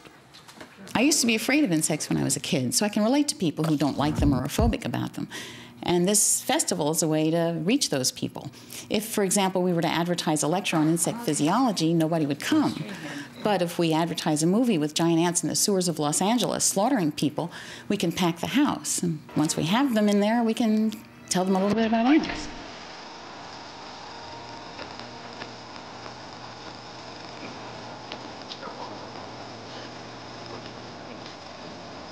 Stay in your homes, I repeat. Stay in your homes. Your personal safety, the safety of the entire city, depends upon your full cooperation with the military authorities.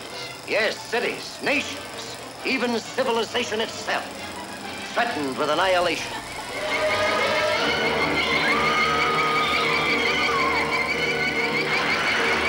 We may be witnesses to a biblical prophecy come true, and there shall be destruction and darkness come upon creation, and the beast shall reign over the earth.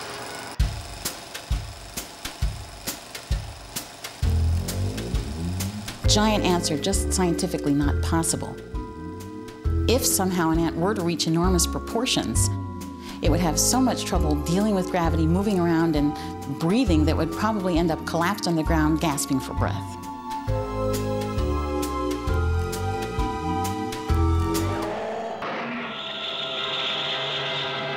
Wonder that transformed a tiny insect. The theme of gigantic animals is at the center of many Hollywood films who show ants, spiders, bees, all of the stinging insects that haunt our imagination. During the Cold War, driven by the nuclear arms race, the insects usually became giants after an accident with radioactivity.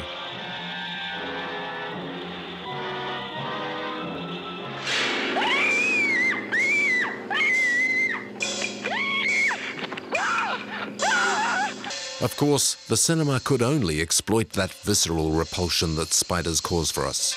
Authors and producers in Hollywood competed to imagine the most extravagant scenarios. These ferocious creatures invade and chase us right into our living rooms.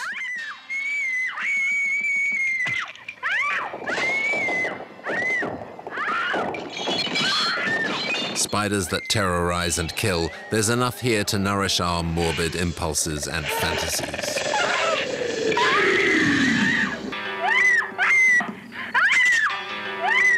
An inexhaustible source of shivers right before our eyes. But how do spiders see us, in fact? This is what Professor Dan Erik Nilsson is trying to understand by studying spiders' eyes. Human vision is far superior to spider vision, and the reason for that is that the eyes of nearly all animals are limited by the laws of physics, which means that you need a large eye to see well, and spiders with their much smaller eyes, of course, can't see as well as humans. But if you think of the giant spiders of horror movies, they of course have large eyes and potentially very good vision. So if those spiders were real, considering not just the fact that their eyes were large, but also the fact that they've got 8 eyes rather than 2, they would potentially, in that sense, pose a threat to humankind.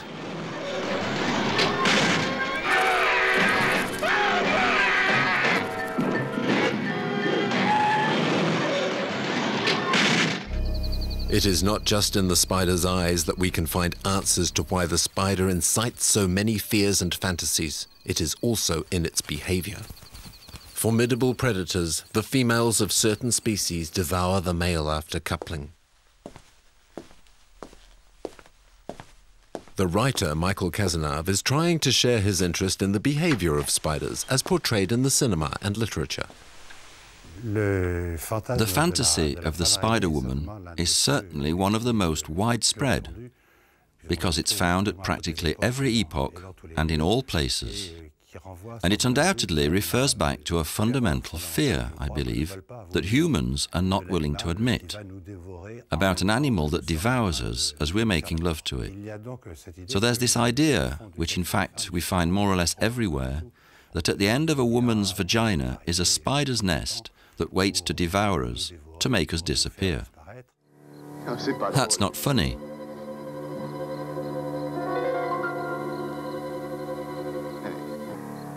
What does that mean? What are you doing? Oh, come on, what's wrong with you? Please, stop.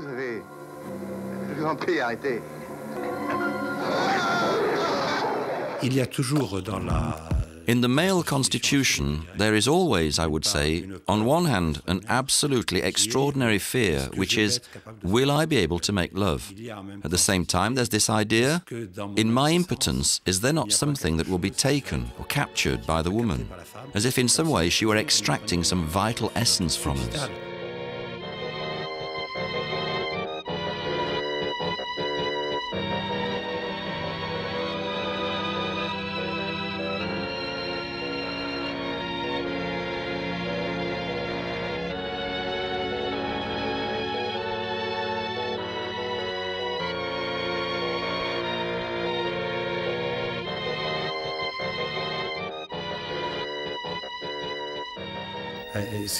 What's quite astonishing is that the spider seems to occupy the dreams and fantasies of the whole of humanity, absolutely everywhere. And curiously, the idea of male and female spiders doesn't come into it. The spider is always female. That's to say, the female is always at the center of a metaphorical web, if you like. She waits for the male to capture him in her net and manipulate him, and in the end, devour him. Very often, in films or advertising, the insect is placed in a situation or suggested in proximity to female genitals, a way of using the visceral repulsion felt by women confronted with the danger represented by penetration by an insect. Sick of Rex.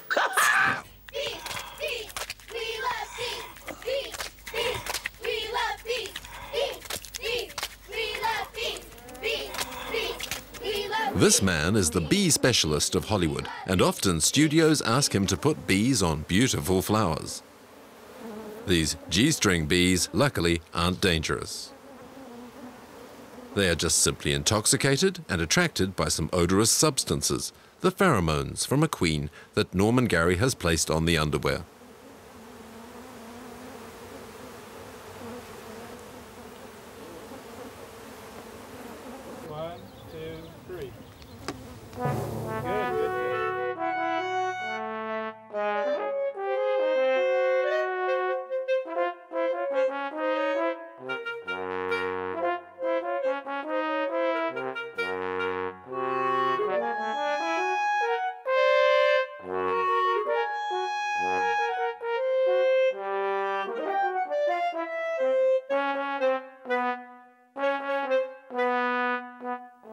They didn't have pheromones back in the 40s, but look at those bees up behind his ear and on his neck. I think he probably hit a queen bee under the cap. You could be right, yeah. I believe that's Most actors are very afraid of the bees, so I like to demonstrate that it's really safe to have the bees clustered on your skin.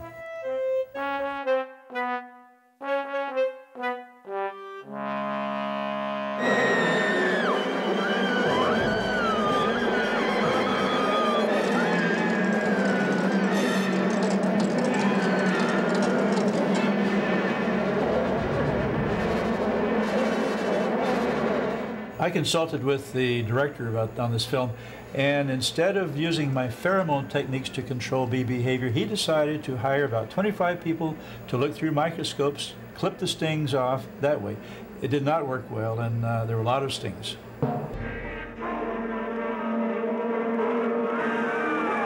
In the 60s, swarms of bees were to become the stars of Hollywood horror movies.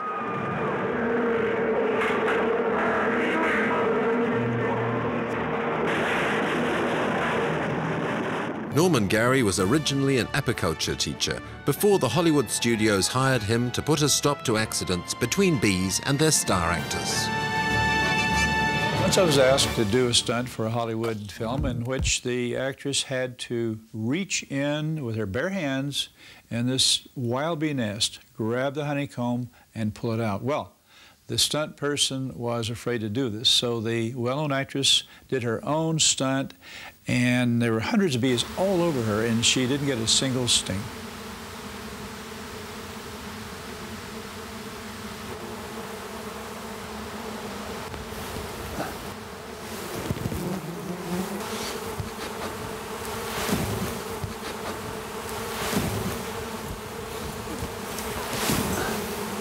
That's the way we throw it, John. The Hollywood directors love that. Norman Gary has, of course, entered the Guinness Book of Records, and advertising agencies are very fond of pictures of his body covered in bees, but his wife still has trouble getting used to this.